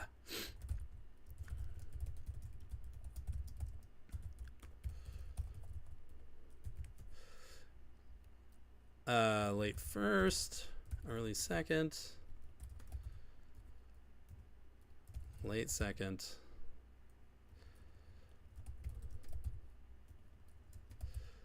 Unbelievable. Okay. So where are we taking Penix in rookie drafts on this news, boys? He barring injury, he cannot see the field until at least 2025, and really the plan has to be 2026. First vote is late first for a guy who cannot play until 2026 at the earliest. I don't know. Okay, so it's a Dunze here now, right?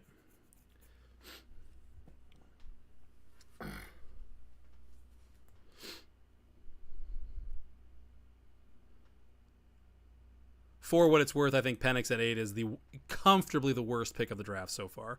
And I'll be shocked if we see a pick that is that galling to bear consideration as the worst pick over the Penix pick. No reason to do that at all. They just paid out the nose to go stabilize the quarterback position for the next 2 years. This is not the last draft that will ever happen in the NFL. So, I mean, obviously the Falcons fell in love with Penix for some reason, but it just didn't make sense. They're going to get crucified for this, and they deserve it. So, Bok Choy in shambles, our resident Atlanta boy and Falcons fan. You're not with us live, Bok Choy, but if you're watching this afterward, alhamdulillah, alhamshallah, my friend. Hang in there.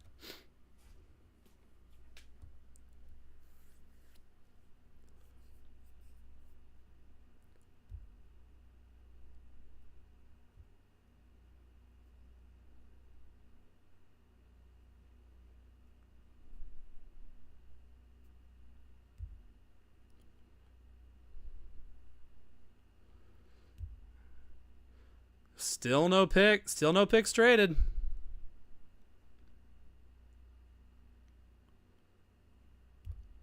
It's a Dunze, right? Gotta be.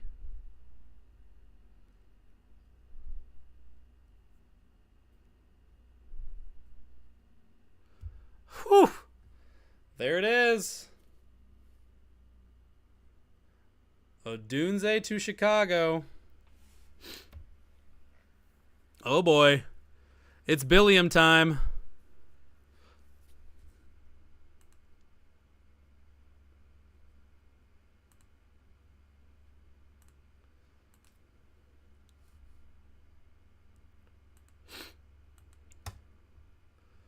Caleb, DJ Moore, Keenan Allen, Rome Odunze. Wow. What a cast of receivers that Caleb Williams is going to have day one, barring the injury bug paying anybody a visit, of course, knock on all the wood. Unbelievable. What a night for the Bears. I mean, honestly, like, we thought this is like, it's Groundhog's Day territory big time, because we've been hyped for the Bears going into the upcoming season the last like 2 years in a row. We ain't seen nothing yet. I mean, holy cow. I would love to tailgate at the Bears home opener. Honestly, that would be unbelievable. The environment there, especially if they go into halftime down 20-3. that would really be something. Oh, 24 says the Vikings trade up. McCarthy time. Vikings come up to 10. It's McCarthy time. Right? Or is it Knicks? I don't know. It's got to be McCarthy. Come on.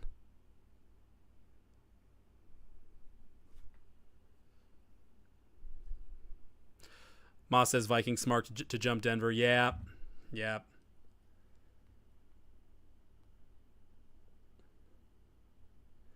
But are they comfortable? I mean, keep in mind, the Vikings think that they can compete in 2024? Question mark. So do they really compete better with McCarthy over like a Bo Nix?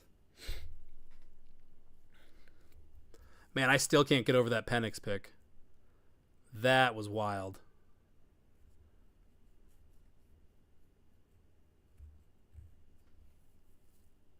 Time is a flat circle, I guess, right? Like we went through a period of, and we're still in a period of quarterbacks taken in the top 10 picks, it being overwhelmingly presumed that they're going to start at some point in their rookie season, if not week one. Falcons are going back to the old way, where we're going to take a quarterback so that he can sit for a long time and bleed out most of his rookie contract. And we're going to use a top 8 pick to do it. Oh man. Wow. Okay.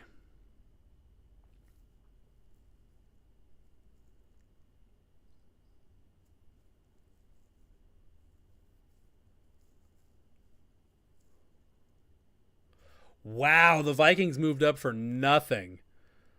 That's crazy that they got they moved up for just nothing. I mean, whatever. They only went up one pick, but they also made sure that the pick didn't get traded to the Broncos. That's the real value here, obviously.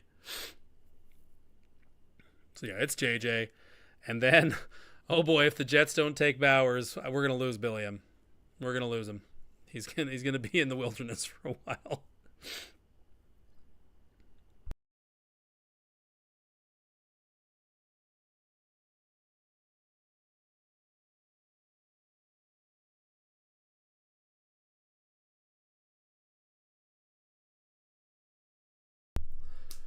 Also, Schooler said he would join us. He would pop in tonight. So next time you guys see him, you remind him, hey, where were you on draft night, fella? Don't hide behind the fact that it was 4 a.m. in London, okay? That's not our problem.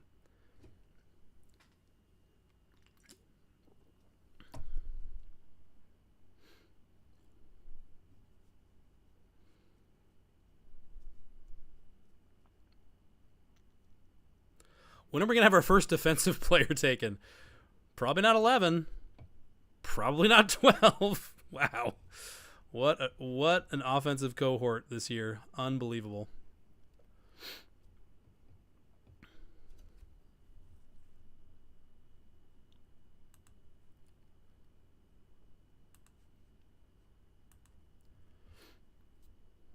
Oh, commercial break. Come on.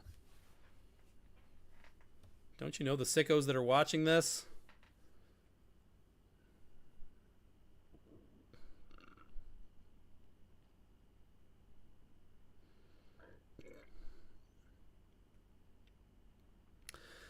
Wow. Okay, so who is the number 2 receiver in rookie drafts at this point? That's the next one.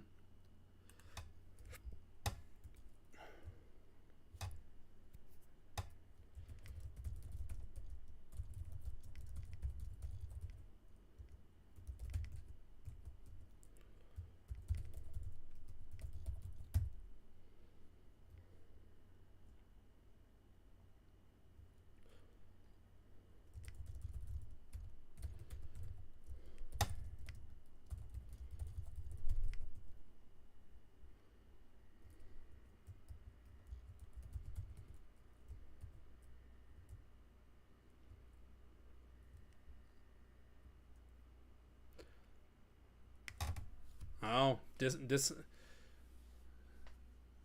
disagreement already. Justin says, I asked who the number 2 receiver is in rookie drafts. Justin says Rome. Lou says Neighbors still. Lou, I love Neighbors. Don't get me wrong. Justin is right. Justin is right. Like the difference between Odunze and Neighbors athletically is just not enough to overlook the fact that Neighbors is now going to be a giant for the next 4 years, and we just don't know how dark and how miserable that path is going to be for him. Like, if Neighbors falls to me at 6, I have the number 6 pick in one of the FID rookie drafts. If Neighbors gets to me at 6, oh man, that really scares me. I really hope that doesn't happen. I might have to pass.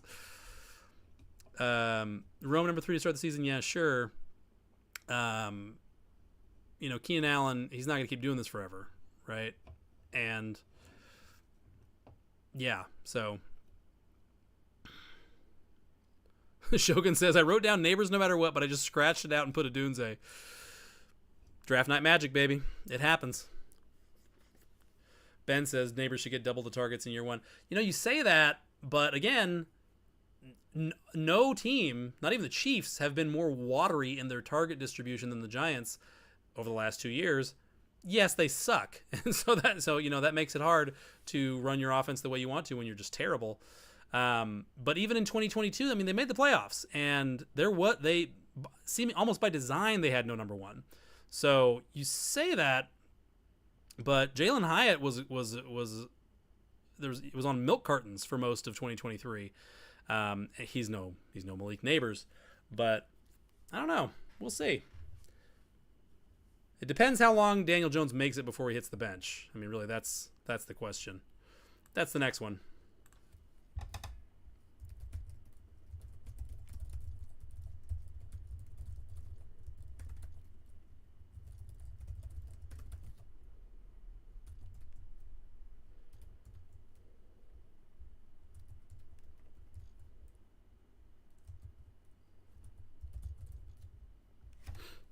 How long does Dimes survive?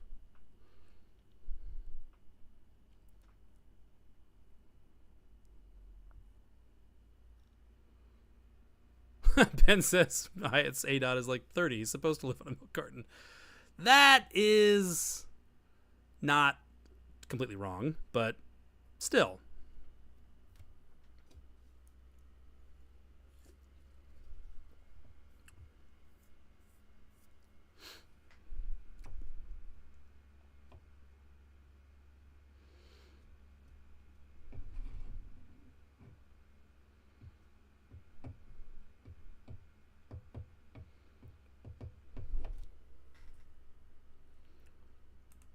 Oh, we got no agreement on how long Dime survives in New York. Interesting.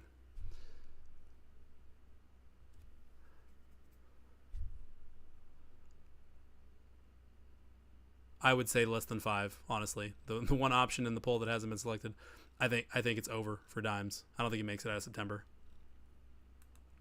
Neighbors helps, but I think I don't think it's enough.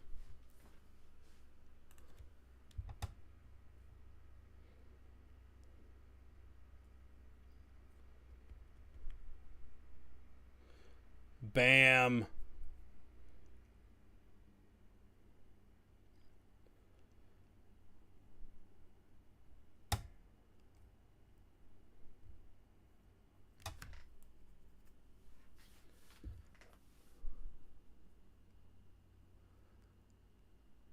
Where's McCarthy going in rookie drafts on this news, boys?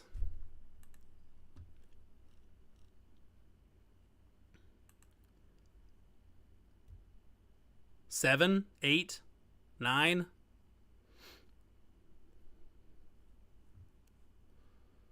Somebody call him Alex Smith. Come on. Put some respect on this kid's name. Actually, Alex Smith was all right.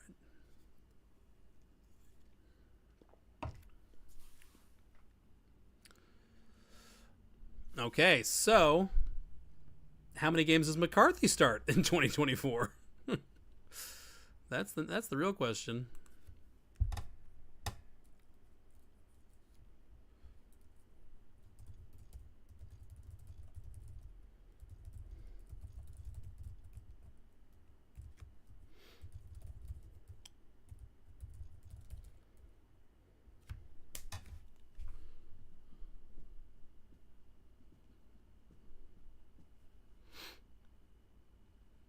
Oh no!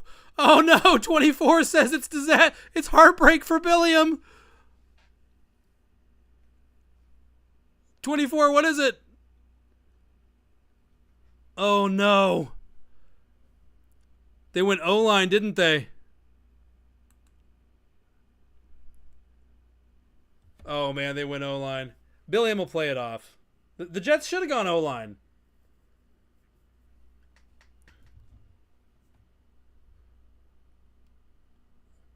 Wow, Stroud is a bit of a reach for the McCarthy comp.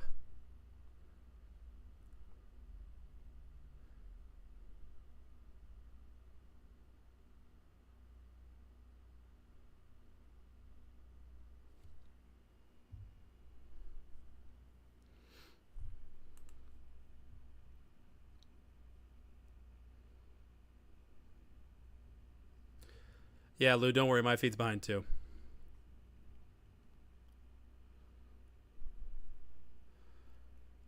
Bowers would have been a major vanity pick for a team that really should not have indulged in vanity. You know, the Jets have to win in 2024, period. Everyone's getting fired if they don't. So, with that in mind, yeah, fix the offensive line, for crying out loud. Don't stop until you know it's fixed.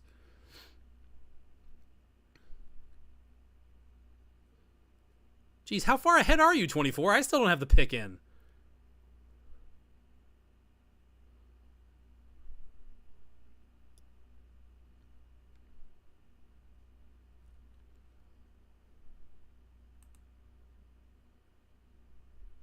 The correct answer is Darnold, by the way. Darnold will start more games.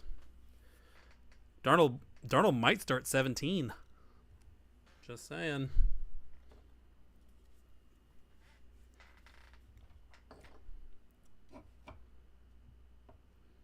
"24 says you slowpoke." Yeah, you're right.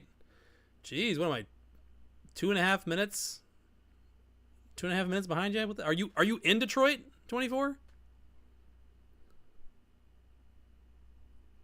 Oh, okay. Thanks, Moss.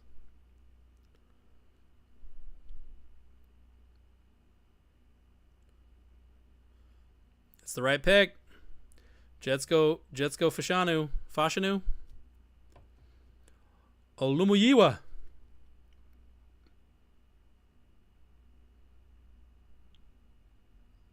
Bam. We're not gonna hear from Billy for a while. What's the Pablo Escobar meme where he's standing in an empty swimming pool with his arms behind his back? That's Billiam right now. Nobody talk to me. Oh, no, I traded Conklin to Ben. Oh, no. Shambles. It's all right. I still have some Conklin. Shogun says, poor Billiam headed to the corner store. Oh, no, Billiam. R.I.P. 2023-2024. Gone too soon. Justin says, whose house are they at for the Fashanu watch party? Yeah, the fire marshal. If the fire marshal shows up at Fashanu's house, someone's getting a pretty hefty citation. Oh, Billiam is sad in the water cooler. Oh no. Yeah, Bowers just wouldn't have been. That would have been fool. I mean, that's a, you know, hey, we're one guy away. We need the finishing piece of our, you know, murder machine offense, and that's just not where the Jets are. So it's good to see them understand that and use the pick the most sensibly that they could have. But yeah, our Jets fan proxy is heartbroken.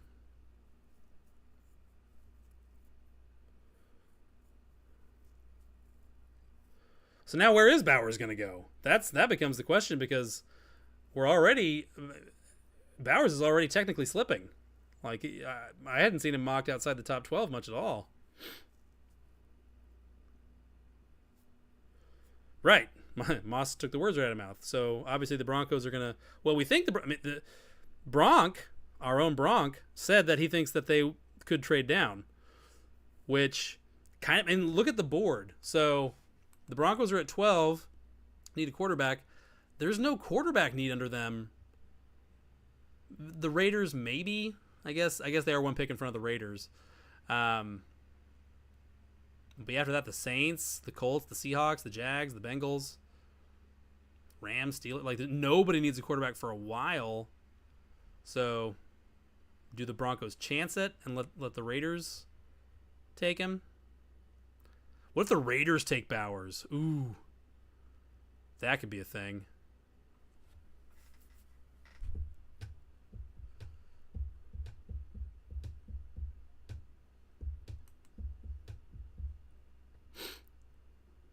They didn't. Gen 24 says the Broncos took Knicks.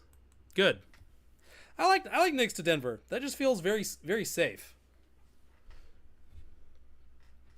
Oh, Bronk doesn't like it? Oh, dear. Shogun says Chiefs trade up for Bowers. Whew.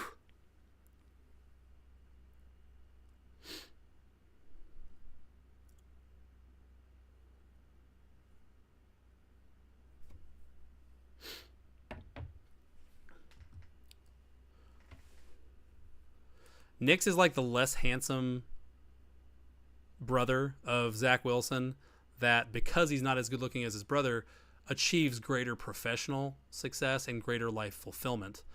His brother was almost cursed by his impish good looks, if you really think about it. So it's perfect that they're together now in Denver. Allegedly. 24 could just be wrong. It's been known to happen. Lest we forget the many Puka Nacua trades.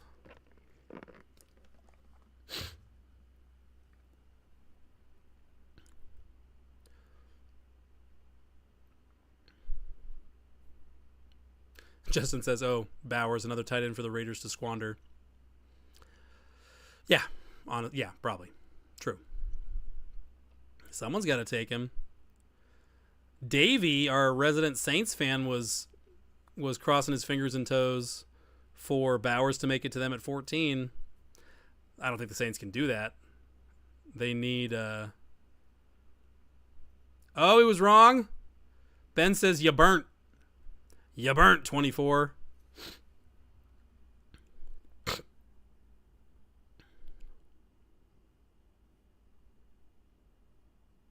Oh, Ben says, never mind. Okay, you're not burnt, 24.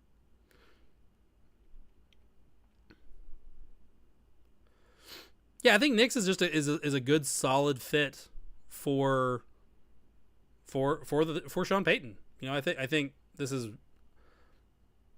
certainly one of the. I mean, obviously, you know, be better if they had Caleb Williams, but I think Nix is a nice system fit for them. It should work. You know, Nix should start week 1, and he should have a nice little rookie season. I don't see why not.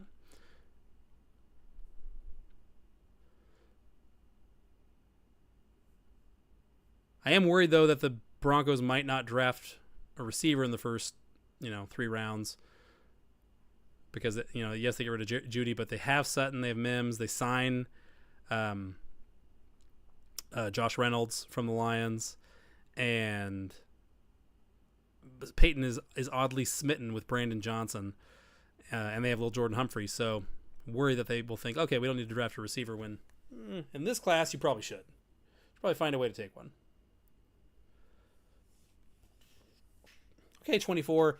If you are so smart, how are you getting this information so far ahead of us? Tell the truth. Otherwise, you're just guessing. And you happen to be right sometimes, but you're just guessing. Don't do that, 24.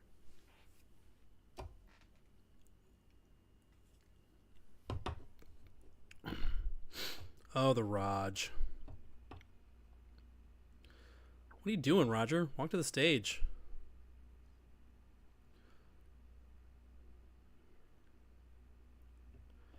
What's your source? 24 says, oh, I have a source. Tell us. Otherwise, you got nothing.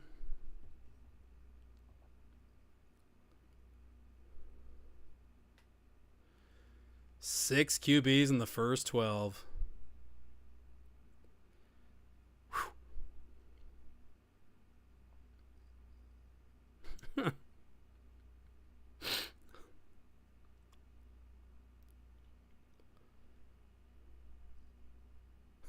Ben says, lucky guess. No, 24 probably has some source.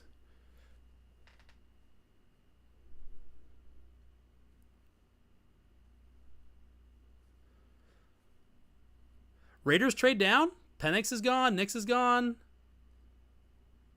What do they need? I saw Jared Verse mock to them a lot. Yeah, maybe this is we finally get our first defensive pick. Antonio Pierce, defensive background, defensive coordinator, played defense. Yeah, they probably go get an edge here. Turner, Verse, or something.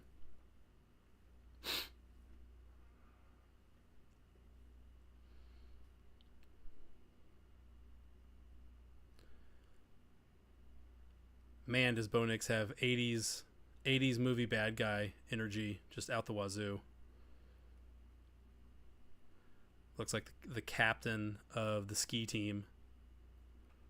Oh, 24 says it's Bowers. Bowers at 13.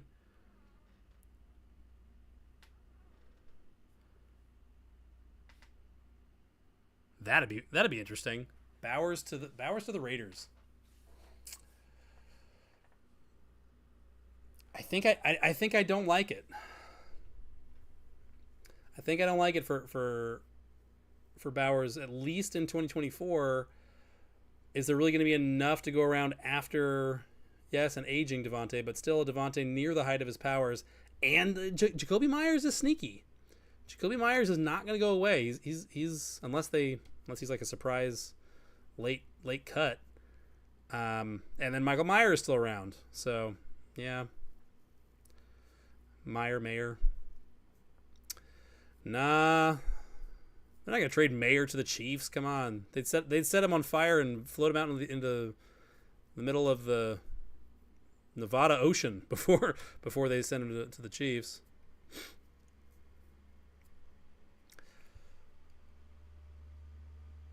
Bowers to the Raiders. Dang. Yeah, it's hard to love.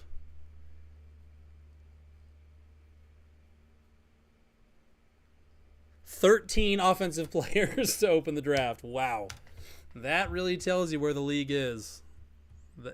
Yes, I mean, it's an incredible crop of talent on that side of the ball, but still, nobody went defense. Lake Mead. Yes, sorry, Moss. You're right. Forgot about Lake. How could I forget the inimitable Lake Mead?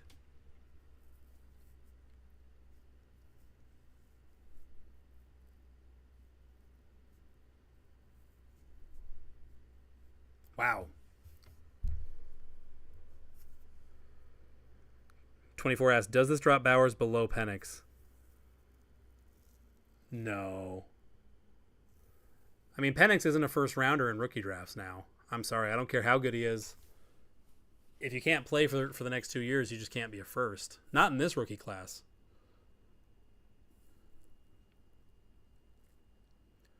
But this hurts Bowers pretty badly. Yeah. I mean, I'm not targeting him in rookie drafts now.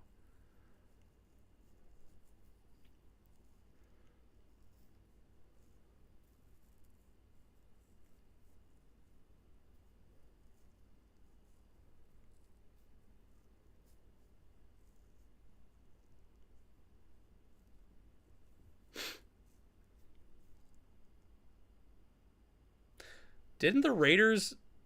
When did they take Mayer last year? It was the first or the second. I think it was the second. Maybe it was the third.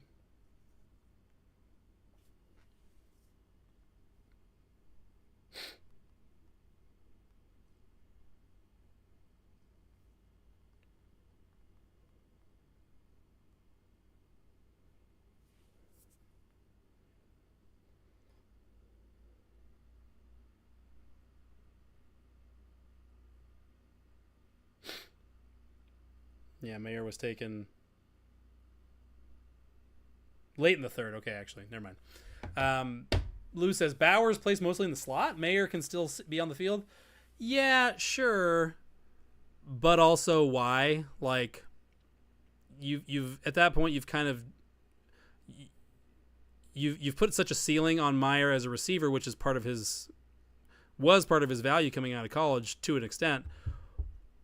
If you're just going to doom him to being like a Michael Pruitt type of reserve tight end in the actual offense in the passing offense, why not trade him? Why not let a lesser player be in that fourth read in the passing game when they even run a route in that type of capacity.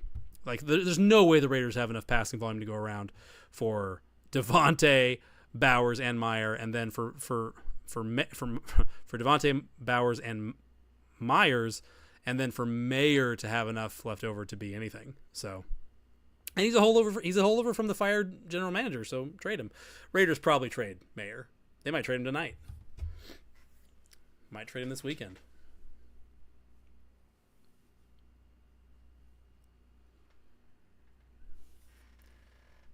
Man, I just can't get over Penix to the Falcons at 8. What is that about?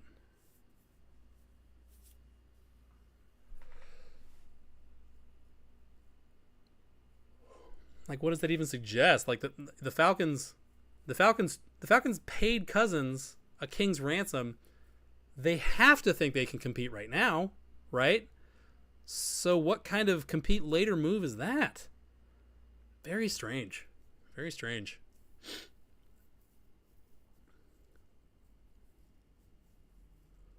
Okay, Bowers to the Raiders at 13. Billiam, deep in shambles, now lives in shambles, has relocated to shambles. And we have the Saints on the clock. Oh, Bowers dies one pick in front of Davies' beloved Saints. That's a heartbreaker. So the Saints are going offensive line here, right? I mean, with Bowers gone, it's by royal decree. Ryan Ramczyk sounds like may never play football again. They're incumbent left tackle, so yeah, I mean they got to go get who's the best tackle on the board right now, guys? Who's left?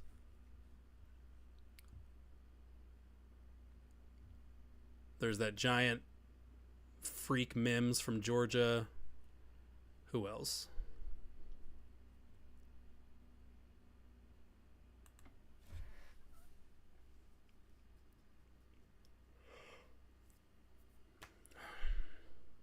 Watch the Saints take a wide receiver. Watch the Saints take hometown boy Brian Thomas just to completely mess up all of our carefully constructed calibration predictions.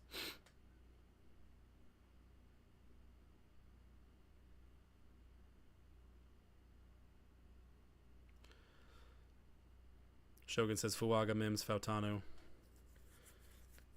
Fautanu?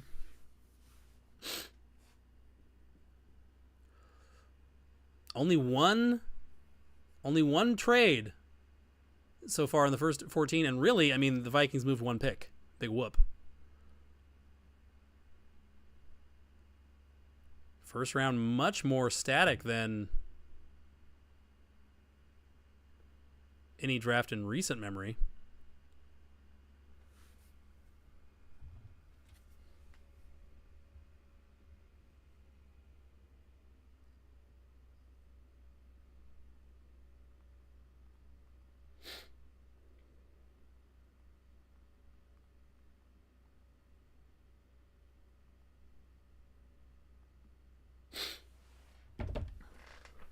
"24 says it's Fuaga. 24 with his inside man." All right, be right back.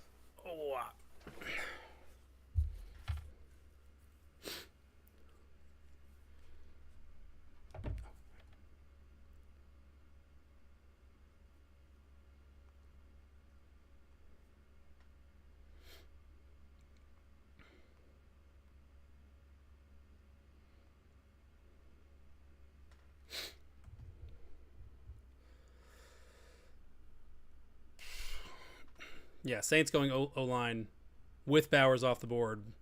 One of the worst kept secrets outside of the Caleb pick. So it definitely makes sense. Then who do we have at 15?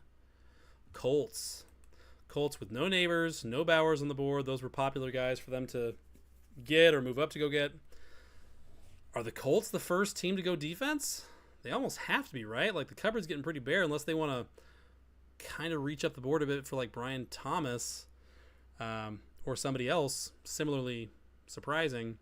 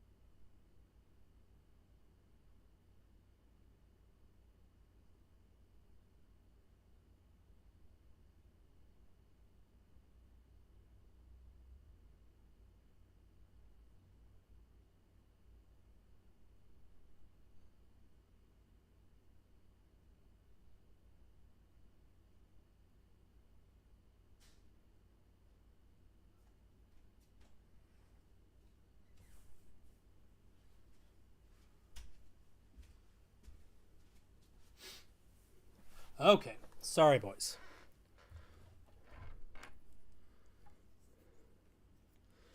.24 says the Falcons did not notify Kirk about Penix. Kirk don't care. Kirk's got 180 mil. He don't care.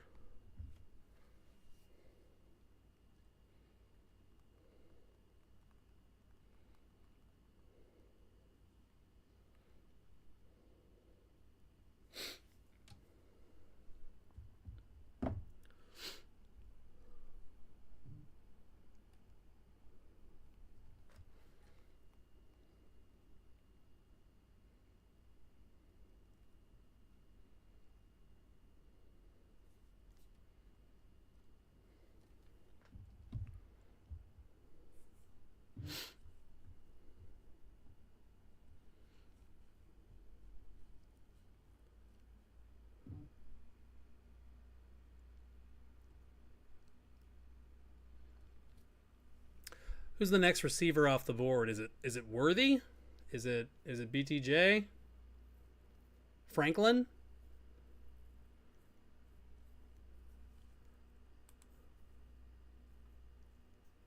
Seahawks don't need a receiver. Jags? Jags kind of do.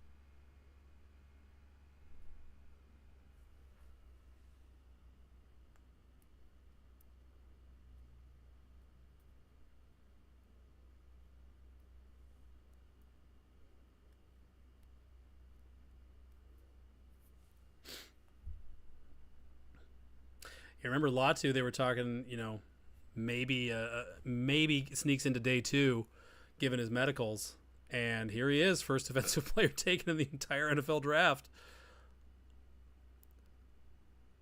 Ben says 24 is already in the 3rd round. Ask him. 24 loves to play spoiler. He lives for it. But actually, on draft night, it's cool. This is the one event where it's actually genuinely helpful.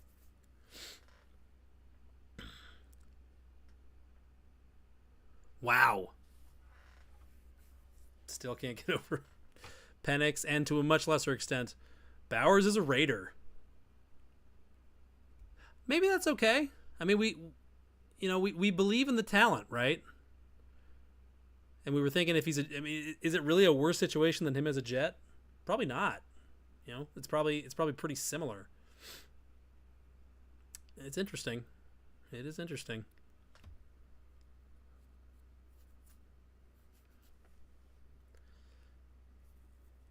Will the Seahawks stay put? Is there somebody they like enough here at 16? Their defense was okay. It was certainly not a strong suit in 2023.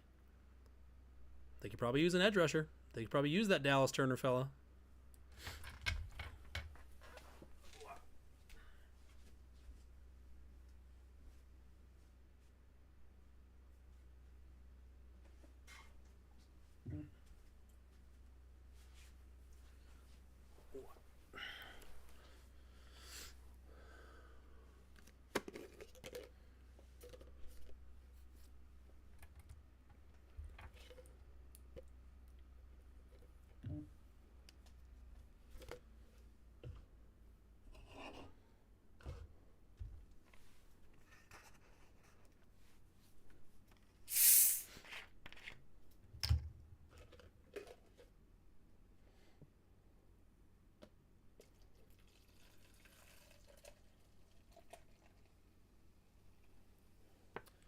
Wonder if the Broncos hadn't taken Nix there, would the Raiders have? Would the Raiders have taken him at 13 over Bowers? Kind of think not. Kind of think they wouldn't have.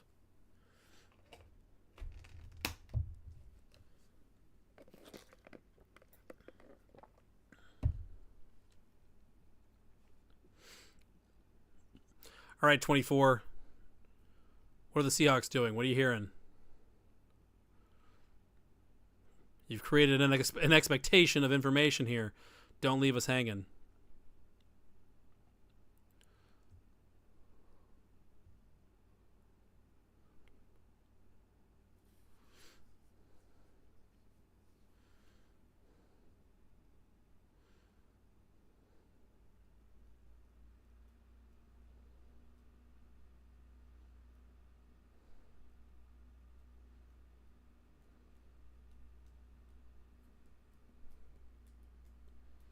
What a crazy story to go from retiring as from football in college to first round pick in the NFL.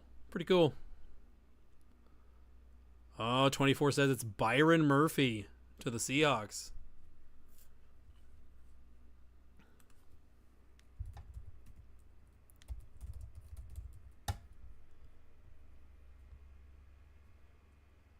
Interesting. I wouldn't have thought with Woolen and Witherspoon that they would have felt the need to go get a corner. But then again, good to have 3 good corners in the NFL today, if not 4.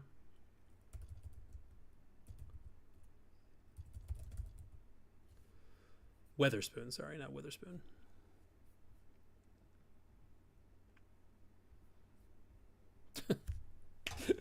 Ben says, "Who's the 1-1 in 2026?" It's actually a pretty dumb question, Ben. It's Arch Manning. Even I know that.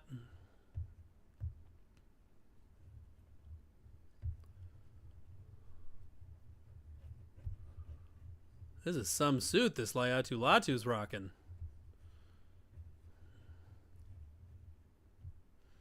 So shiny.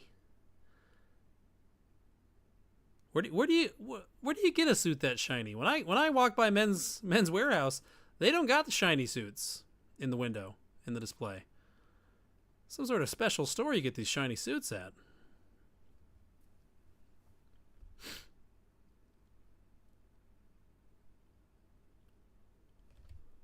Okay, so the Seahawks waste all of our time in the fantasy football community with a cornerback. What are the Jags going to do? What are the Jags' needs, folks? Quarterback? Whoa. Too spicy. Sorry.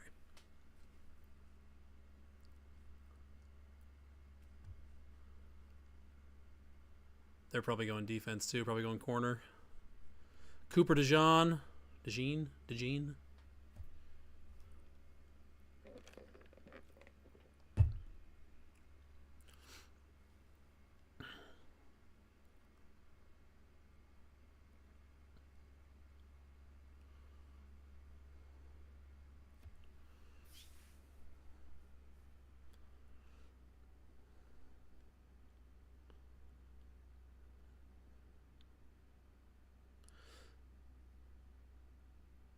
Everyone in the locker room gravitates toward the guy. That's big time NFL draft talk, folks.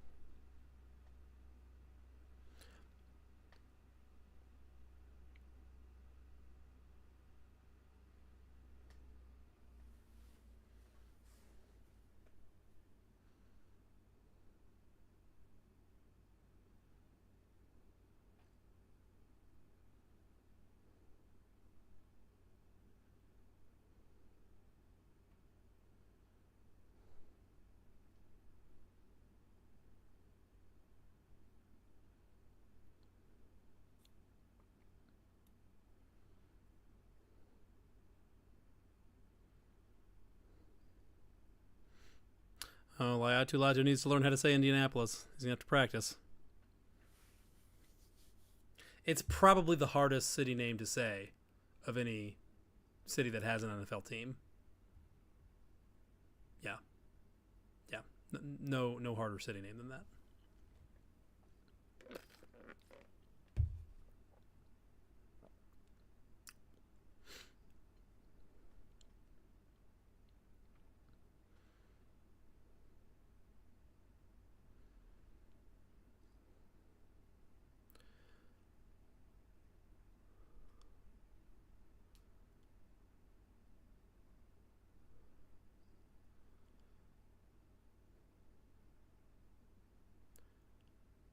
Man, Penix.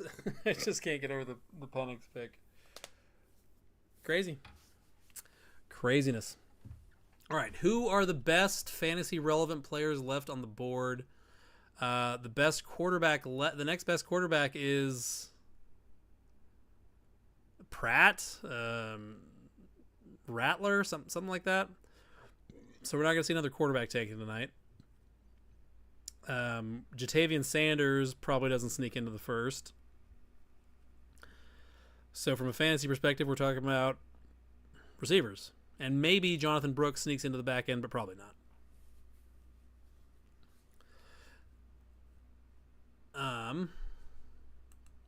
Who needs a receiver that's left?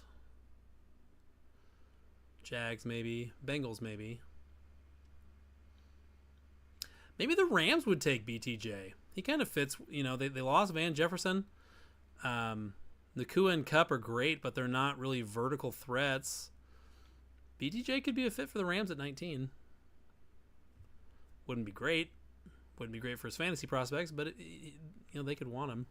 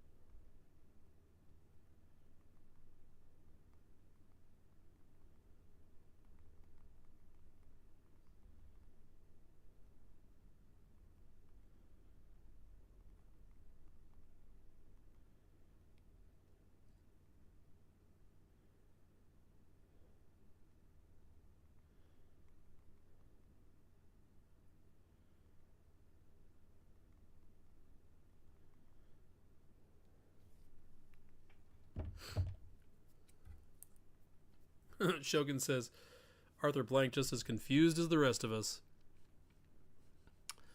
Yeah, that was a... the Falcons just must have fallen in love with the guy, obviously. Like, you don't sign Cousins if you feel that strongly about Penix back in even, like, March, right? I mean, that doesn't make sense. The explanation will be fascinating. Hey, maybe this was their plan. Maybe they wanted to be unbelievably invested both in terms of contract value and draft capital at the quarterback position. I mean, if you're going to overinvest in a position, why not that one?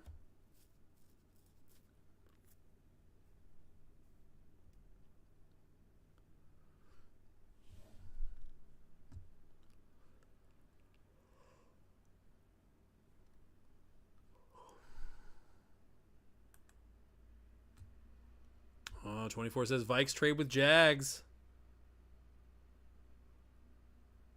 To do what? What do the Vikes want?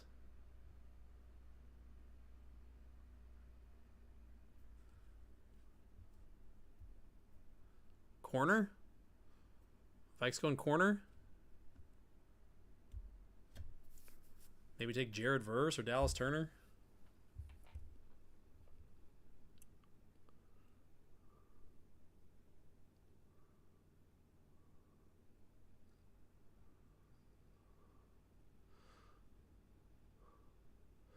Byron Murphy pitting out bad. Get that boy a fresh shirt. Man, this guy's a cornerback? He's built like a linebacker. Holy cow. Oh, no. Never mind. Byron Murphy. Got confused.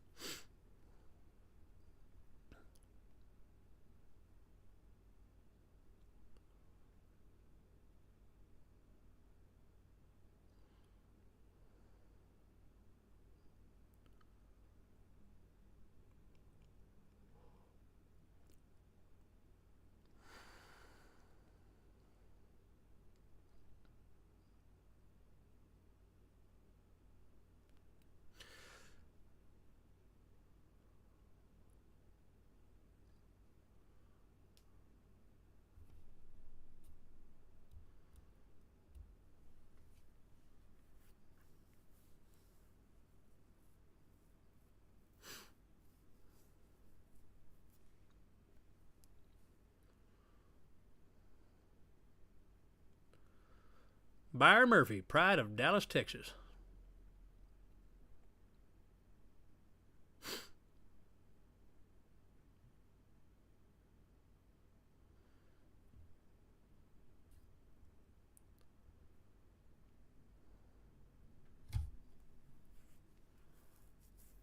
Oh, it's not Tariq Woolen anymore. It's just Reek.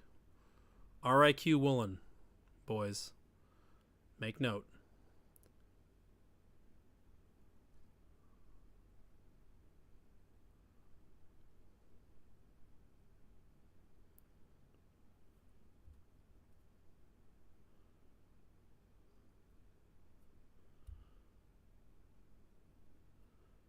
Sheesh. 24 says it's Turner. Makes sense. Makes sense. Good value pick.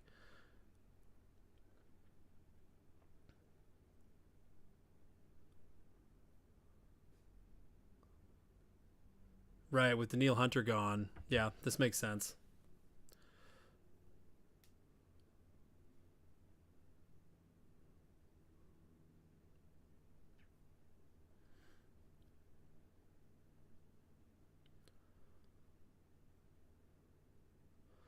Minnesota Vikings from the Nate School of Draft Pick Management, just throwing away any pick that is outside the first round to move up in the first round.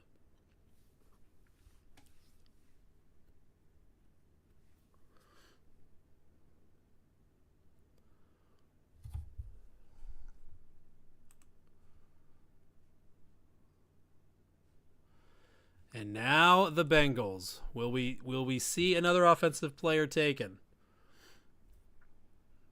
Will the T. Higgins succession plan be christened with a Brian Thomas Jr. select?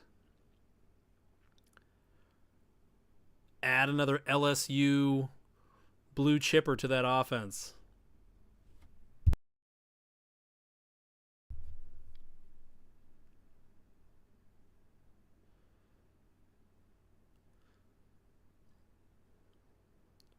This hairstyle is quite popular tonight. The MHJ.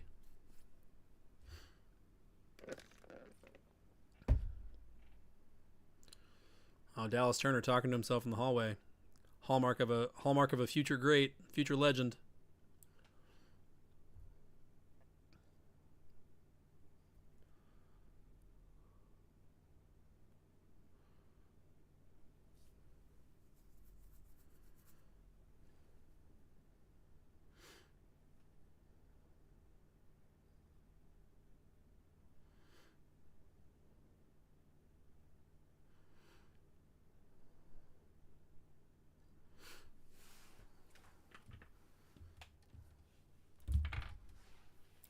Be right back, guys.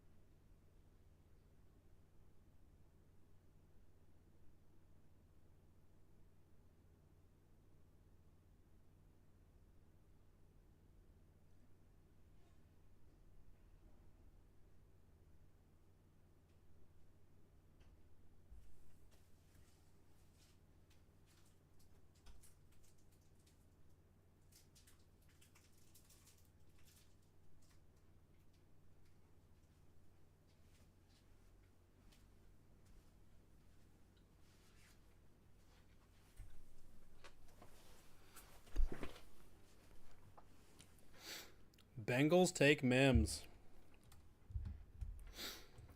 Man, that is a big man.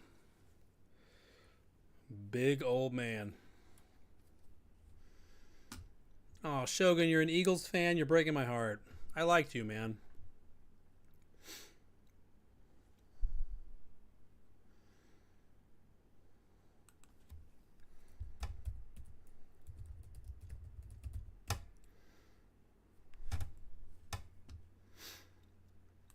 Bengals replace Jonah Williams.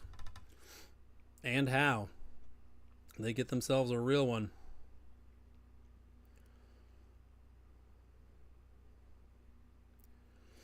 They're really going hard on the Beverly Hills Cop theme music, which, if you recall, that movie was originally set in Detroit before Axel headed out west. 24, the resident Bengals fan is glad they did not take Brian Thomas Jr. I agree. Leave the door open, at least, that you can get T. Higgins to stick around. You take BTJ, you're just going to make him mad.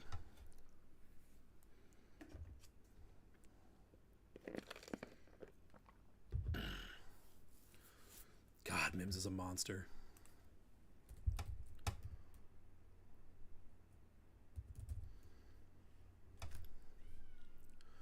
Six, 7 3/4, 340 pounds. 86 3/4 inch wingspan. Big boy.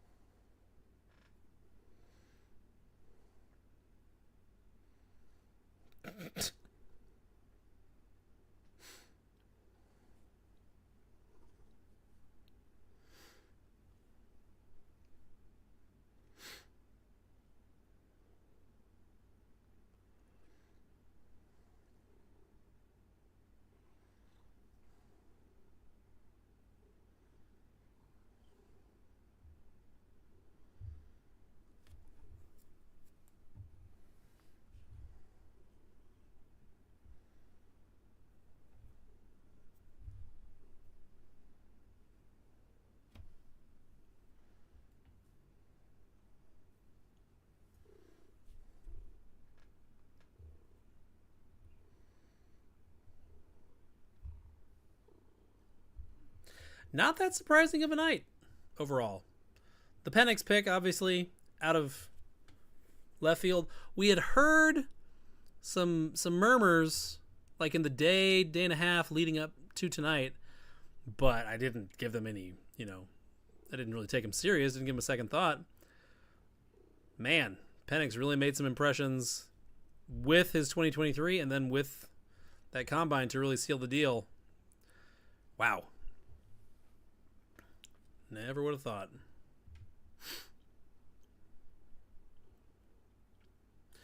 Yeah, who else on the offensive side, on the fantasy relevant side, did we have going tonight? BTJ, possibly. Troy Franklin has an outside chance to sneak in. Who else? Worthy could get in. Who else? Apparently Jalen Polk was rocketing up boards. Lad McConkey, obviously from the combine on, really shot up boards.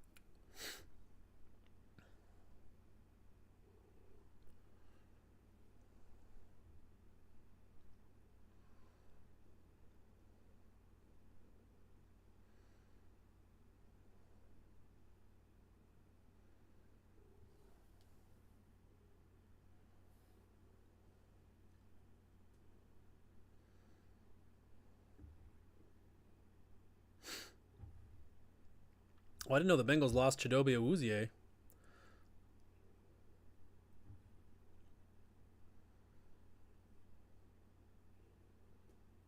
Former Cowboy.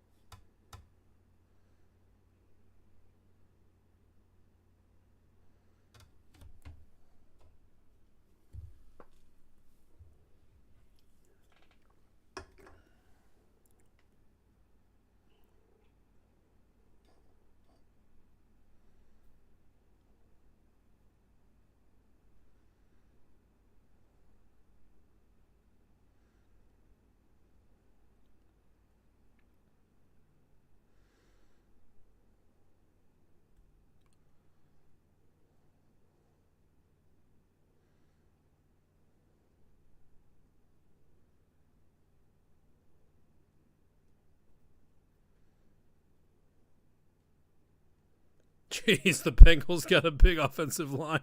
Holy cow. 3 guys over 6'8". Did not realize. I forgot Trent Brown went there. Oh my God. Whew, big boys.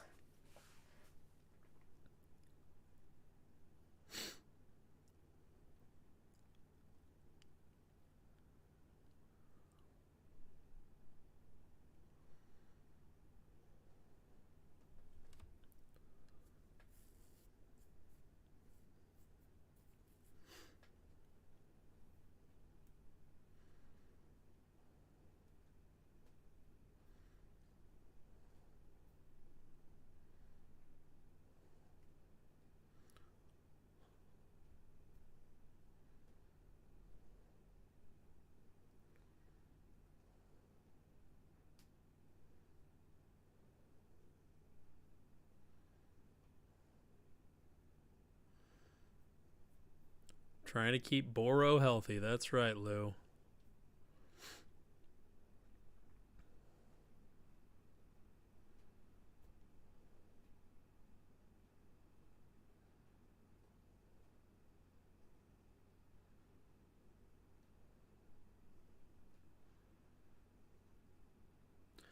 .24 says Rams take Verse. Verse finally off the board. He slips a bit.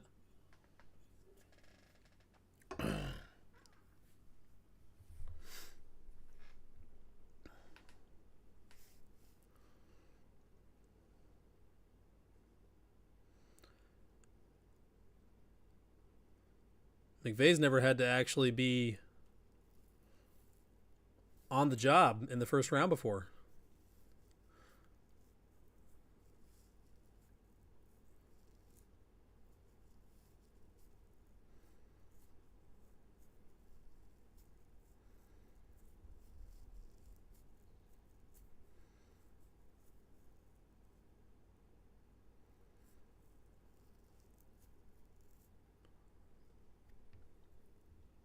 Shogun says, gotta be back-to-back corners here. Yeah. Cooper DeJean's been on the board for a while. Who's the guy from Toledo? Quinyon Mitchell. Kool-Aid is still out there. Worthy to Miami would be the most Dolphin pick ever. Yeah. I don't think they do it. It's fun to think about, but yeah, I don't think they do it. They need to get one of these offensive tackles. Taron Armstead is breaking down. They need to be smart.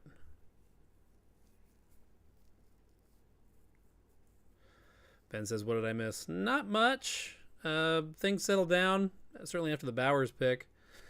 24 says Rams are about to take Verse. Bengals took Amarius Mims, the enormous tackle from Georgia. Seahawks went defensive tackle Byron Murphy. What else? Colts went Laiatu Latu.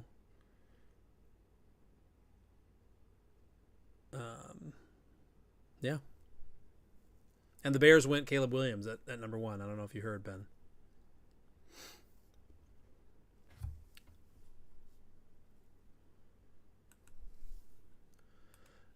After the Rams, we will have the Steelers. Do the Steelers go get Brian Thomas Jr.?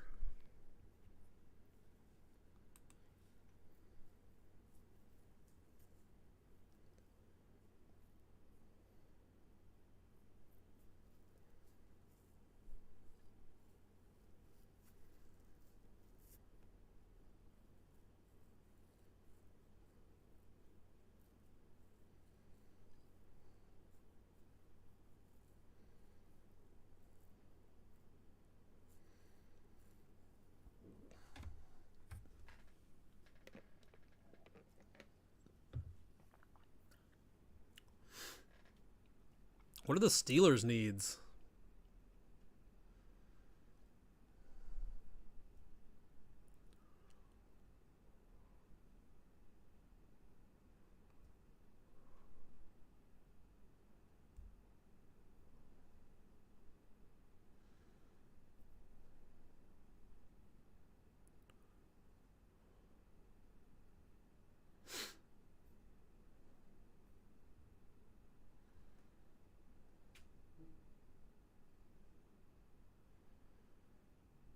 Shogun says receiver for the Steelers. Yeah. Yeah, I mean, who's their wide receiver 2 right now unless they can talk the Niners into sending him Ayuk? Maybe it's BTJ. Maybe we just take the obvious answer here because, for what we think the Steelers want to do, which is just basically recreate the Arthur Smith era Tennessee Titans, 2018, 2019 Titans, BTJ fits that. I mean, he can be like an A.J. Brown type of man abuser.